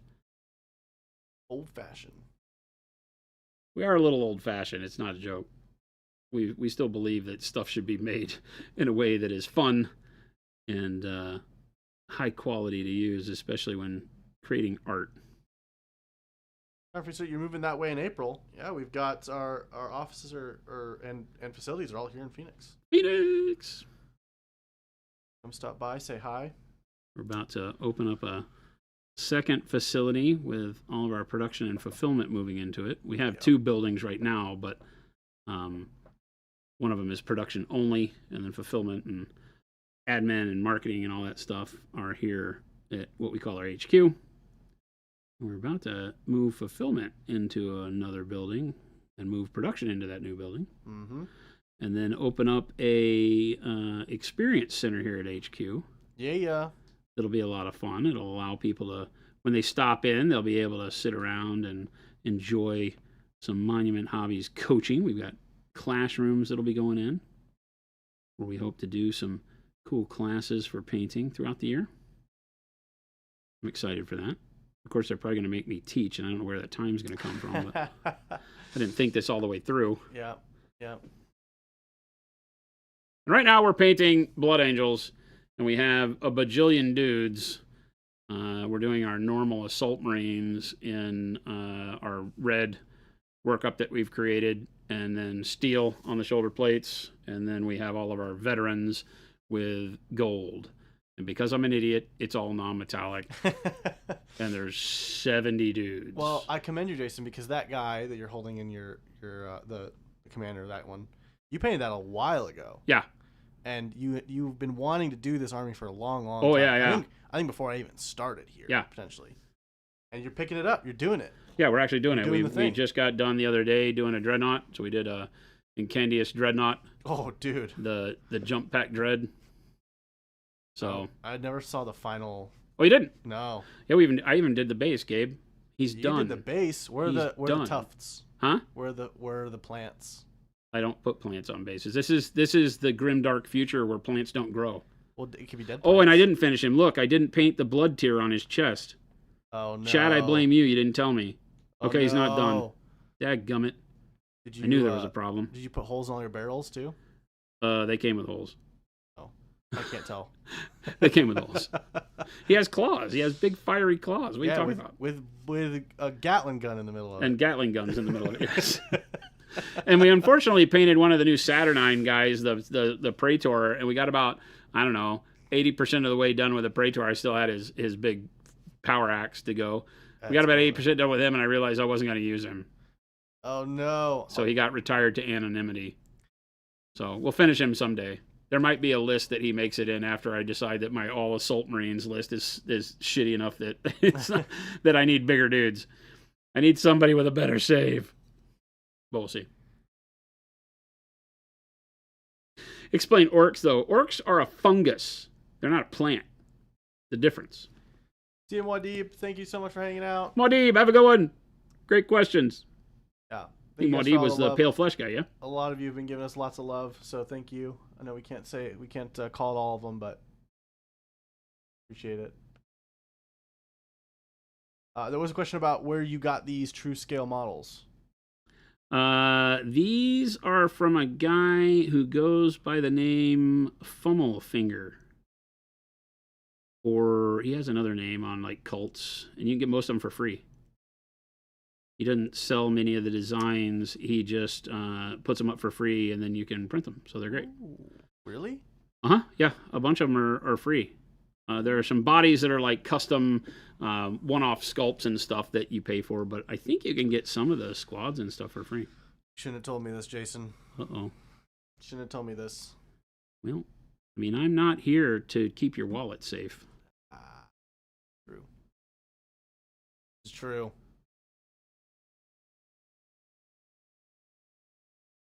But yes, all of these are Primaris scale heresy marks of armor, 2s, 3s, and some 4s.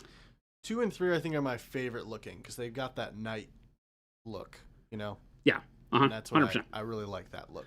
Yeah, I'm a big fan of all of them really. Yeah. But I put the Mark III shoulder plates on all of them, or Mark II shoulder plates on all of them. This shoulder plate is not to go with all of these marks. Like I'm putting it on the Mark IV armor guys too. Yeah. But I just love that shoulder plate. And so I'm using really that shoulder plate on the whole thing. I'm using all of my veterans have the later jump pack, and then all of my, regular assault marines have the earlier style jump pack. So there's a lot going on here. I'm mixing and matching stuff purely for rule of cool.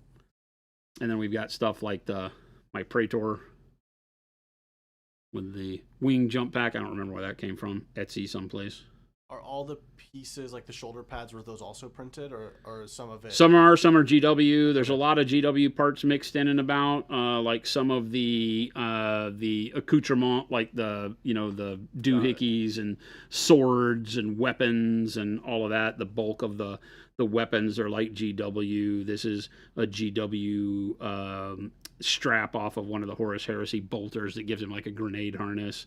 And then dang, you went to town with the kit bashing. Like the Imperialis sword is off of, I don't know, cool, some Space Marine sergeant or something like that.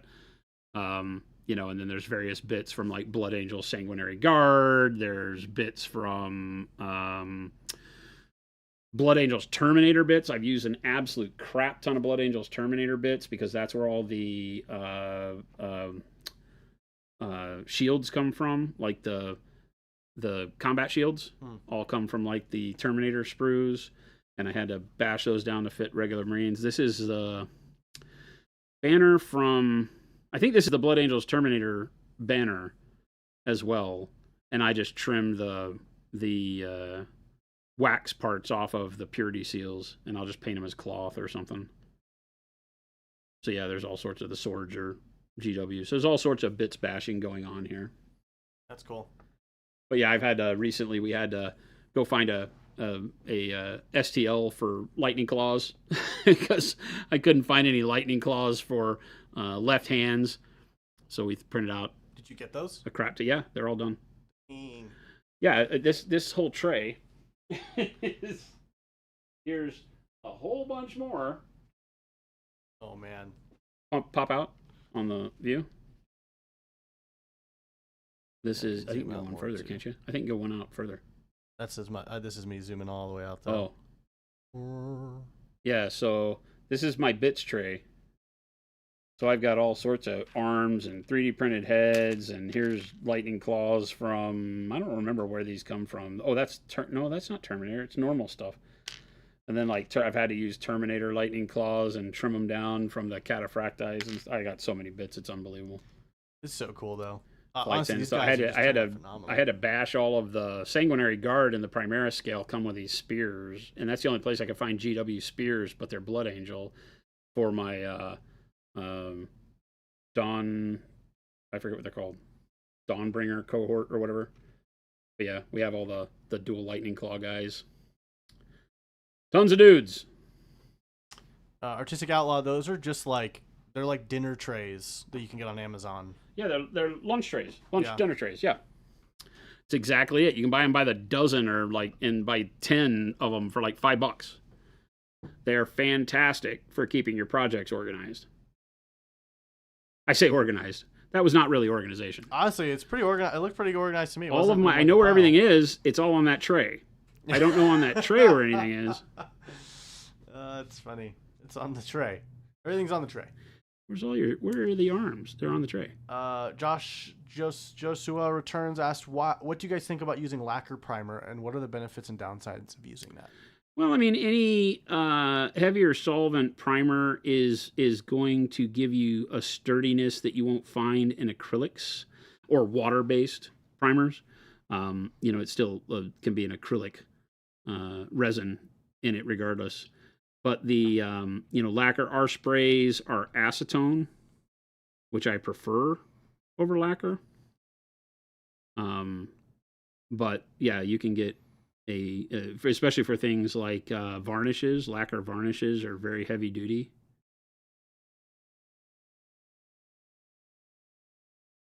Lacquers are stinky. Very stinky. Stinky. Adam on YouTube asks, any plans for monument speed paints or contrast paint? So my tune to that is that I have always said, if I can do something that makes it better and worth buying, then yes. And part of that conversation has to be that it would have to be a product I would use. We don't make anything I won't paint with. And the gist of that is not an ego thing. It's that I have to be able to look you in the eye on stream and say that there is a reason you need this, and let me show you why. And on stream, I have to be able to show you the value of it, what makes it better, do amazing things with it, and make sure that it fits the monument core value set. And right now, I do not use speed paints. I do not appreciate their quality. I understand their use, and I love them for what they're used for, but the companies that already make them make great versions of that tool. And so I'll be honest, we are looking at ways to create something that I would use, but I don't have any real motion on it to say with any confidence that, yeah, we'll be releasing it. We're always looking at stuff like that. It has to have a reason to exist for me, I think is the best way to say it. Is that fair for Gabe? Yeah. And we've said a lot, people ask us, why don't you have a wet palette? And it's like, well, I don't really use wet palettes. It doesn't mean that I don't see or appreciate them and that I can't use them. I've used them in the past. I don't really feel like you have to have one to be a purposeful, good painter.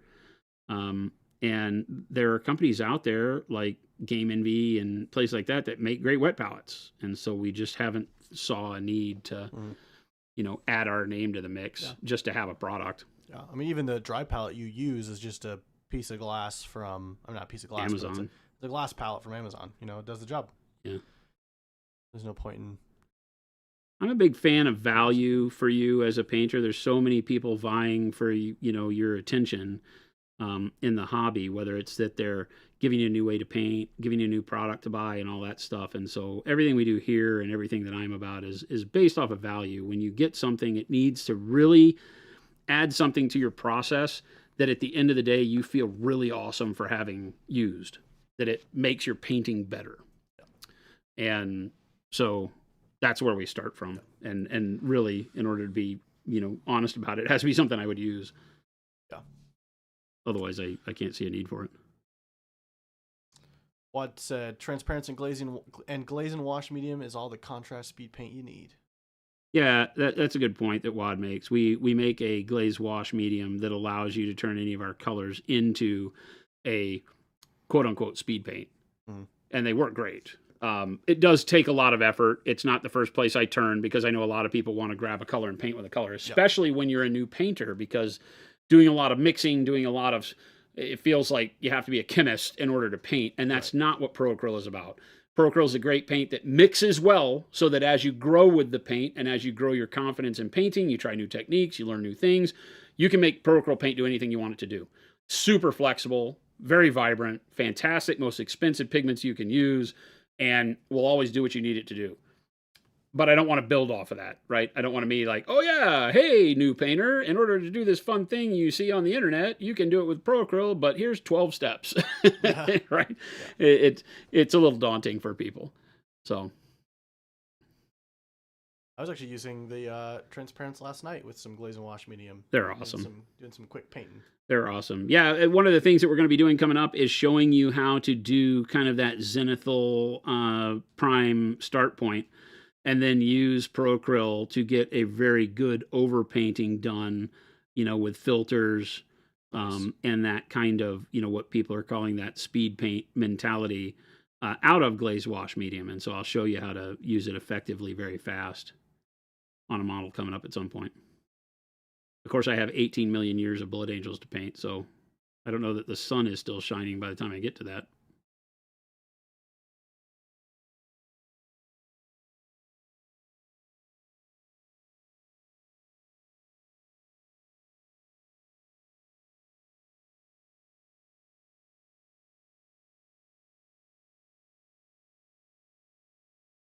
I don't know what this thing is. It's shaped like a speaker. I think it's a speaker. I like that idea. I like the idea that you've got some dude who's like rattling off, whatever, through all of his. Well, it's on the chest where you would think you'd hit it, dunk, and the backpack would fall off, right? That's how, like, when the assault guy lands, they go hit their chest and their assault rig falls off, so they're not this big, huge, bulky dude running around anymore. Oh, yeah. But it's got speaker grill on it, right? It looks like an old, principal's microphone. Yeah, I like it. It's just a weird design. Don't say it's a fart vent. So let me get this right. There's a hose that goes from here up to here. No, it's not. It doesn't have to be a hose. It's just in your suit. At your chest? It's got to come out somewhere. That's very inefficient. Like, you could literally put it right at your shrink. You could, but then people know that that's what it's for. Oh, you're trying to be stealth with it. Be discreet about it. Like, what's that smells like? I don't know, man. If I farted in here, it wouldn't come out anyways. Farts are hot. He rises. That's right, Wad. Chad, I apologize. This is not the kind of conduct that Monument Hobbies believes in. The jetpack would ignite farts, or maybe it runs off of them.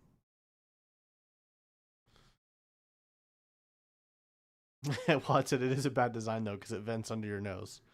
Yeah, right? That's a very Emperor's Children thing.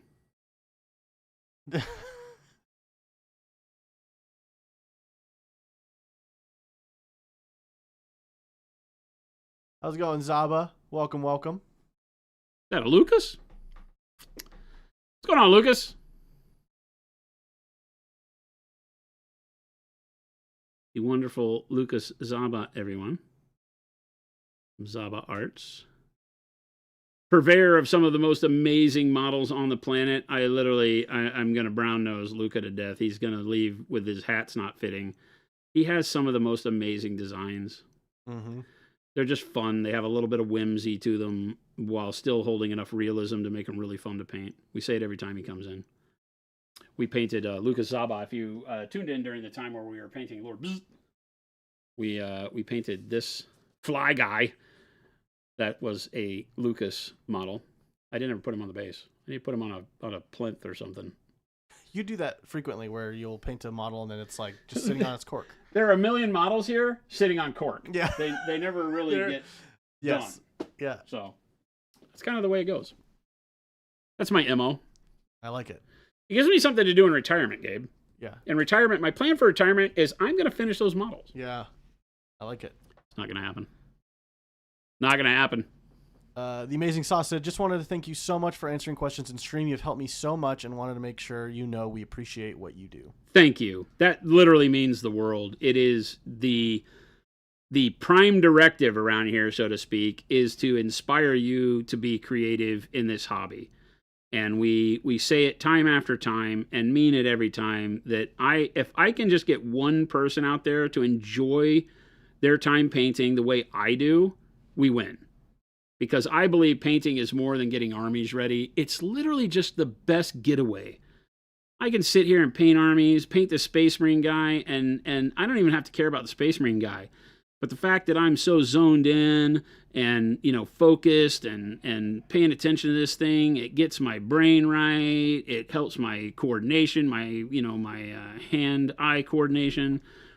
It's just such a great way to relax, even though it can be stressful. Yeah. It's all the right kind of stress. Is that the way to say it? Yeah. But yeah, thank you for that. Taking time to let me know that you get something out of this means the world. It really is great. Wirehead said, I started with testers and animals in the 70s and moved through the GW line in the 90s and a lot of others. I've bought the first 2 Monument Hobby sets and signatures, and these are the best I tried so far. Thank you. Yeah, I'm right there with you, right? I'm 55. I started painting in the 70s. And, with my dad's paints, and they were all testers in a glass bottle with a steel lid that would rust closed, right? And as a kid, you didn't know any better, right? But the paints were enamels and hard to use. And then, some acrylics started showing up, lots of lacquers, spray cans, all the things. And at one point in time, I just realized that, hey, you know what? There's never been anything that just worked. I found myself spending more time messing around with paint to turn it into what I needed than just painting. And ProAcryl exists 100% to make sure that other people get the benefit from that and just paint. Mm-hmm. We say it kind of becomes tongue-in-cheek sometimes. You're like, just put paint on the model. Well, of course, duh. That's why you buy models, to paint them. But the reality is like that. It's that, I want it to where you can just put paint on the model. You put it on a piece of glass and then put it on the model, and you get great models. It's amazing. It should be that easy. I don't have to thin it down because it's too thick in the bottle. I don't have to mix a bunch of mediums in it to get it to work right. I can mix whatever mediums in it to get it to work however I want it to, but I want that to be your decision, not the forced upon you by the product you're using. So that's what we do. So thank you. I'm glad you realized that. Adam on YouTube asks, I've been getting frustrated with my wet palette, and I want to switch to a glass palette, but I live in dry Colorado. Being from another dry climate, do you have any problem with dry tip? No. I mean, you see me painting for long. Look at me. I'm using this number 3 sable, and it just leave enough moisture on the brush so that the paint can flow, but not so much that it flows irregularly or thins too dramatically from what you need it to be. And you'll see that as you put paint on the model, you'll see if it holds its vibrancy, right? Like with this white blue, can I still see the fine, bright lines along the thin edges of this shoulder plate? Sure, then it's at the right opacity, and I can adjust. But I'm always leaving enough dampness on the brush. I don't know if it'll really show. It's not super shiny. Oh, you can see some of the shine on the brush there, right? So you can see there's a little bit of moisture in the brush. Not enough to where if I tap it to my hand, I'm going to get any like real droplets of water. You're going to get paint. Right? But I'm not going to get like a droplet of water off there. But it's moist enough to where the paint will naturally stay runny on here for longer. And here in Arizona, just like Colorado, and I lived in Colorado before I came here. And same thing, right? My paints, well, because we didn't make ProAcryl yet, I had to fight with my paints a lot and use a lot of drying retarder because other paints that were thicker would give me problems. And so no matter what I used, the paint itself was giving me problems. ProAcryl is made to feel a little bit more lightweight, I like to call it, meaning that it is a little bit more or lower viscosity than you're used to, but it still has tremendous opacity and way more vibrancy and pigment load than other paints you're used to too. So it's kind of a silver bullet in that regard. It also dries slower. We have a longer open time, which means it blends better over time. And all of that put together gives you a better experience even in dry climates. It will still dry quickly, so I don't put as much paint on the palette as I would if I were in a moist climate. If I were in New York still, I could put more paint down here and not worry about it drying out as fast. It might skin over, but you can pop through the skin and still get fresh paint underneath it. But one of the big keys is can we go to just the full palette screen? Yeah. Ta-da. So when we look at how I paint, you'll notice that all of my colors have a small little area that you see these dots of color, and then all these little tentacles of color coming off of the dot. And then some of them, when I've painted with it, because like I use dark yellow green to base all of my non-metallic gold on these blood angels. So there's a lot of points where I put out paint, put out paint, put out paint, put out paint, put out paint. But the big thing you want to make sure of is that you're not spreading your paint out, right? So the droplet that I'm using for the white blue you see me doing the shoulder pads with is right here. All of this is where I go and I get my brush wet, and then I pull a little bit of paint out from that, and over here get it thin the way I need it. So I don't just poke the brush into the droplet and then go to the model, because that might be too thick or whatever. I put a little bit of water on the brush, pull a tail out over here, and then use it from this tail. But the droplet stays in its drop shape. The thing that I see a lot of people doing is they spread the droplet out. Well, if you spread the droplet out, it gets larger and has more surface area touching air, and it will dry up almost instantaneously. So keep it in a droplet, pull a tail out. Here, let me show you in a way that is more visible on the camera here. Down here, we'll put a drop of paint, right? So I'll put a drop out like that. Because the way our bottles are, I close the lid and then I wipe the bottle to get the extra paint that comes out when you close it. So that's the way all of my droplets of paint will look. It's like two little humps of paint. Then I'll go get my brush wet.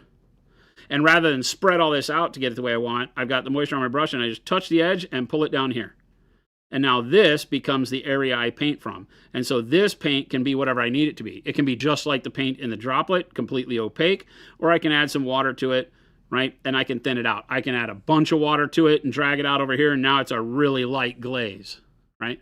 So I have the ability to turn this paint into any way I want to paint, but I can always go back to the droplet.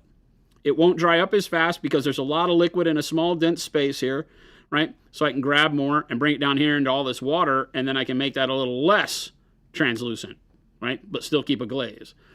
All the while being able to go back to ground zero. This is what paint is. This is raw pro-acryl. I'm always able to edit it and get it where I want. But this will stay workable longer, right? Now notice I didn't put out a huge thing. But if I were to go through and start doing like you see people on the internet do on their YouTube videos, and they start mixing it like this and spreading it all out and blah, blah, blah, blah, blah, well, that's going to dry almost instantaneously. I've just now wasted all that paint. I can get some on my brush, go over here and use it, right? But then as soon as I come back, the chances are is that half of this is unusable, right? So just be careful and not do that as you work in dry climes without a wet palette.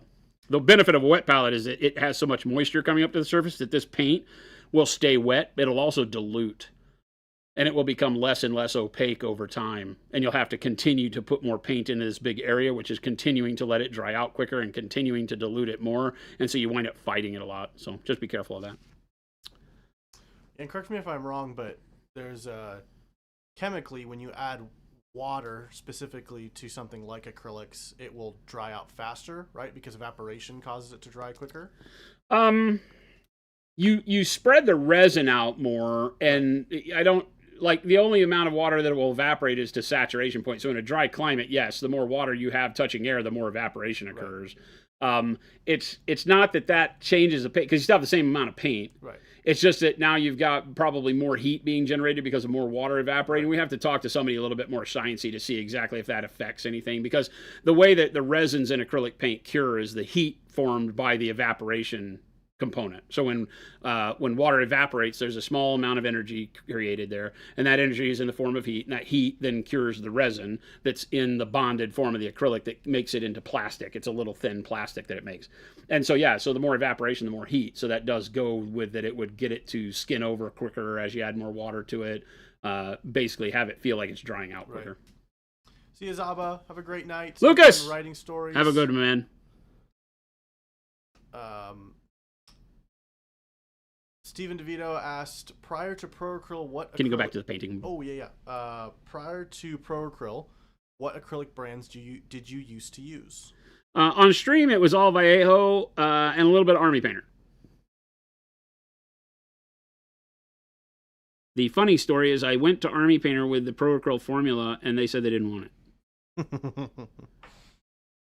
That's one that they probably would never admit to these days. But we went, and at first, because we didn't know how to do that. But yeah, Alex Vallejo and the gentleman at Army Painter were always big supporters of the show initially. We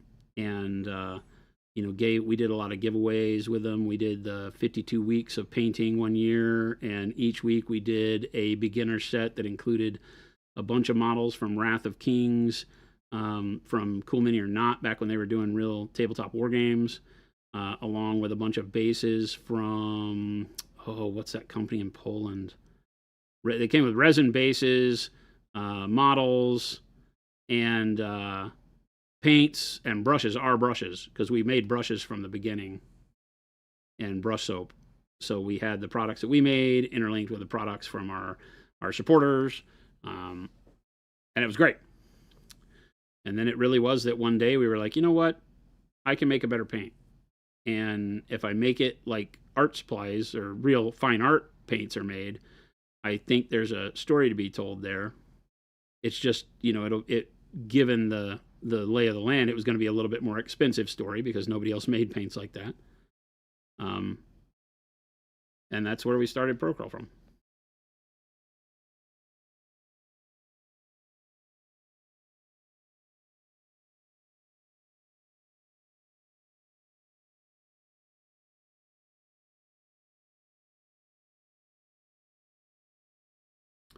And we haven't changed it since.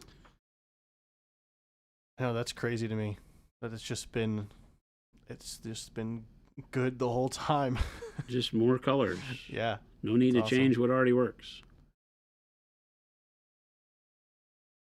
We do make sure that we go back and find ways to edit our formula as necessary if we find that it doesn't do something, to our liking that we didn't think of initially. There have been some times where we've gone back and made small edits here and there, but nothing that anybody would really realize. Yeah. We've had to change some pigments in certain colors from time to time because the pigments are no longer made. In the world of high-end pigment, you always run that risk because some of the pigments we use are not in high demand because they're only used by very rarefied air manufacturers. And so sometimes they just go away because they're not they don't sell enough of them. So that sucks. Amazing Sauce, to clean your glass palette. Sauce, what's going on, man? If you soak it in water, yeah, that's got Dawn dish soap or any dish soap, but we use Dawn dish soap. Dawn, yeah. Just let it soak for a little bit, and actually that's how we get those little giant scabs that we've given away from Jason's palette. Is it just literally comes right off. Chris will let them soak for a long time to really make that come off clean, but just for cleaning, I soak mine for a couple hours, and then you come back and it just scrapes off super easy. Yeah, if you just need to clean it and don't care about the gift that keeps on giving, which is the crazy little paint which are actually fun. If you have a glass palette, after you use it for a while, if you clean it and let it soak for a couple of days, you can get all of the paint off in one piece, and you can frame it and give it away to your relatives as a gift. It's really fun. Yeah, we give them away here on stream as just fun giveaway things, but they're actually really cool. They do look really cool. And so it can be fun. But yeah, it's just Dawn dish soap, and we use a 5-gallon bucket here, the same buckets we do our final paint mixing in. And then you just let it soak for a few days. Sometimes I think it sits in there for a week with Chris. Yeah, because he's trying to get that perfect peel. Yeah.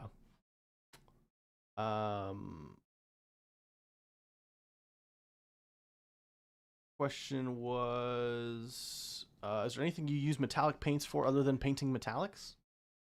I mean, okay. You mean, can you do other things with them? They can add some really cool effects if you thin them down really far. You know, you can imagine them like liquid glitter at that point. Oh. So if you wanted to do some really funky, like sparkly things on top of other colors, you can thin them way down and glaze them over the top. And it just gives this weird kind of ethereal sparkle as an effect to things like maybe colored armor or cloth, you know, that can kind of give it a neat effect, whereas you're not really painting it full metallic. So that can be fun. Maybe like cloth that's got some like kind of gold woven into the... Yeah, you know, I always say mithril, you know, crazy elven magic cloth. So yeah, there's some things you can use metallic paint for to get effects, but not a whole lot. Now, you could get as creative as you want and come up with your own. And then Kostas on YouTube said, I have the PA metallic set. Is it better to use a dry palette for those rather than the wet palette? I mean, you can use whatever you want. I don't know better. Better, to me, and this is just an honest thing, better is whatever works for you, right? If you love wet palettes and you've got them dialed in and they do a great job for you, then our metallics are just paints. You can use them on the wet palette just fine. If on the other hand you're like me and you use a dry palette, then yeah, I prefer to keep the metallics on a dry palette. Lumberjack Tim said, I use the metallic medium thin down for the pom-pom on the Miniac cheerleader. Oh, okay. That's smart, yeah. Yeah. So it could give it kind of a glitter, right? Because it could be like that plasticize strands that make a pom-pom. That's a great idea. Yeah, same thing, right? If you've got some sort of fabric-y thing that you would like to have that, like I said, think of it as liquid glitter. And thinning it down would put that glitter on a surface in a way that might be really cool and fun. Again, it's more of an effect paint, not something that I would do very often, but when you need it, that could be great. Yep. Crabosaurus, the non-metallic metal steel workup is Payne's Gray, and then 75% Payne's Gray mixed with 25% white blue, and then it's 50-50 mix of Payne's Gray white blue, and now he is edge highlighting with the final 100% white blue.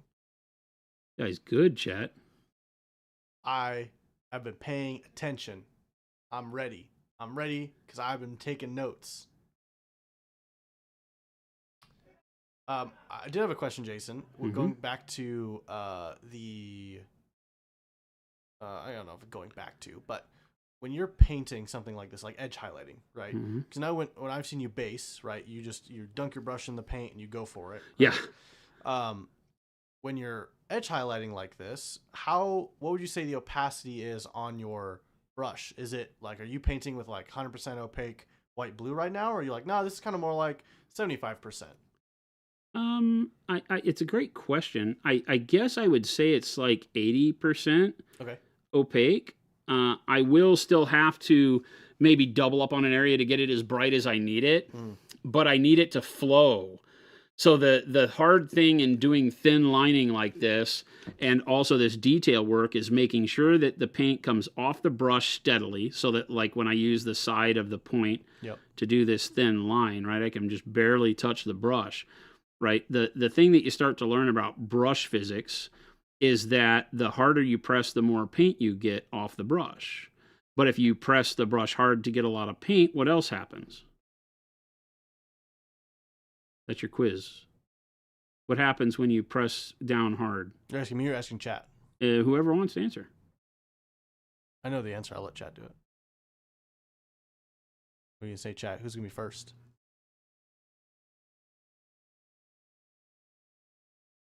Like, why would pressing hard be a bad thing for me right now?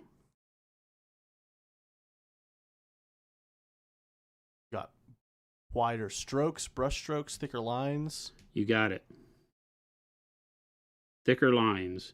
So if what my goal is to get that thin outline that leaves a dark center, right, on these shoulder plates, if I press harder and that's the way I get paint off my brush, I get a big thick line and mess the whole thing up. So in order to make it work, I have to make sure the paint flows readily enough to give a light pressure the ability to get paint to flow off, but while not making it so thin that it has no opacity, or that when I touch with that light pressure, it pools up and spreads where I don't want it. So that's why the ability to keep your paint at the viscosity you want it is so important, right? It's why you see my thumb all colored, because I've wicked the paint off on my thumb palette. to make sure I have just the right amount of moisture on the brush all the time. These are all things you have to practice and get good at so that no matter who you watch and what technique you'd like to learn and do, that you're prepared to make it work. Because it's the one thing that most painters don't tell you. It's the secret sauce, if you will, right? In what you see online when people are like, okay, and then I do this thing and it looks amazing, and we call it just finish the damn owl, is a lot of it is wrapped up in the brush pressure and consistency of paint. So I will come over here. We have a video that shows on YouTube how I paint with just the moisture on my brush. And so I'll come in. This is a clean brush. I've rinsed it out in my cup. So I'll rinse it out. And the way the brush is when I've done rinsing it, it's filled with as much water as it can hold. See that? I don't squeegee it on the edge of the cup. I just pull it out of the cup with as much water as it can have. And that amount of water will make an amazing glaze, right? If I go over and I grab, this flesh tone with that, and I pull a little tail of flesh tone out, right? Then I can glaze with that flesh tone and get a really consistent, very light filter of color, right? So I can use all the water on the brush and it makes it almost see-through. Just a splash of color that I can glaze with. So there's a lot of times where I'll use all the water on the brush if that's what I'm doing. When I'm highlighting on the edges, I need that to be fairly opaque, but able to flow. So again, go clean my brush, pull it out. It has all that water in it, but then I take my paper towel that I keep over here on the side that you can see I use all the time, and then I'll come back in and I'll go 1, 2, 3. And so now I've soaked up enough, and those are, I don't know, cheap Costco paper towels, right? So now it still has some shine to it. There's still some water there, but if I touch it to my skin, I don't get much water out at all. There's not like a big droplet of water hiding in there. Then I can come over to my paint, right? And notice how the paint doesn't like draw up into the brush all the way. You'd see that white blue like fingering up all the way to the ferrule if there was a ton of water in there, because it's starting to climb here, right? See how it's spreading towards the ferrule? That's that wetness. So then I'll come over and I'll take a lot of that off on my finger, and that lets me test how much liquid I got and make sure it's at the right point. And then I can take that and come over here and know that, yeah, I've got both effective opacity, but I've also now got the ability to have that paint flow off of the brush nice. It's not too wet. I can pull that nice little thin edge there using just the point of the brush.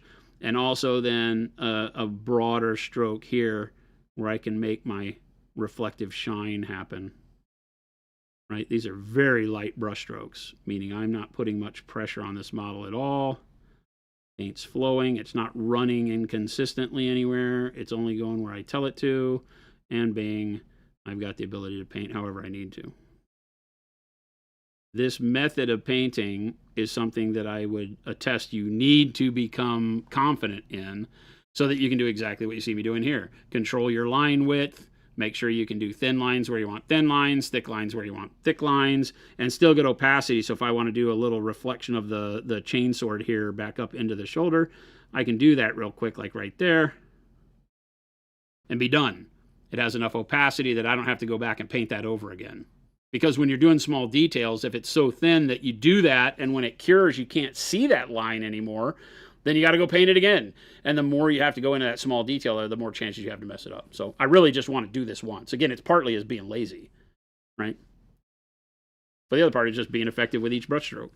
Because if I sit here and I size up and I go, okay, I want that line to go from right about here over to here where I want my big shine, and then up from the bottom back up there, and then I want to brighten this area right here up. If I've spent the time to do all that in my head and with my hand on the brush, I want to be done. I don't want to do that again. So control the moisture on your brush, knowing that the water that's on your brush is going to alter the opacity. It's going to thin the paint on your brush and change the viscosity so that it flows different on the brush. And give you the ability to do that, right? And get a really nice thin line, but also understand that, I've been painting for quite a while with this same brush load of water here.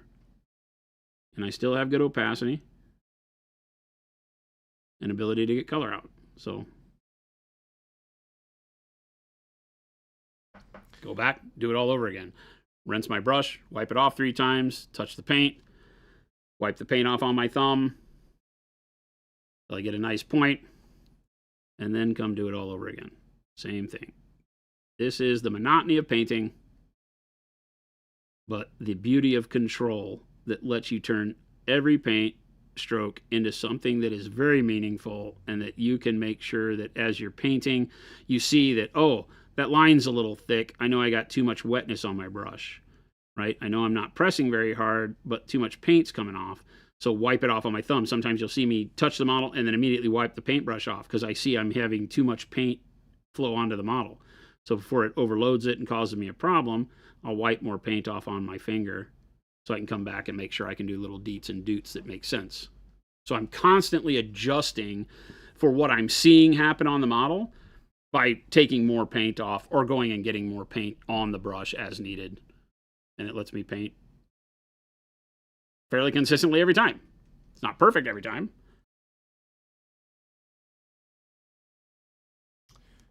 Artistic Outlaw, we do have an affiliate program. You can email us at support@monumenthobbies.com and we'll get you all the info to get the application process for that. Jason. Sir. Bad news. Oh, you're going to tell me it's time. We're 10 minutes over. What? We are. Holy macaroni. I was having as much fun as you were. I looked up and I was like, oh my goodness, it is 4:08. It's been a lot of good questions today. Tons. Thank you, chat. You guys have been driving content like mad people these last few days. I love it. Awesome. Watson, oh, don't be dramatic. It's 8 minutes over. See? I wanted to be dramatic. They're paid professionals, Wad. It's been 15 minutes over.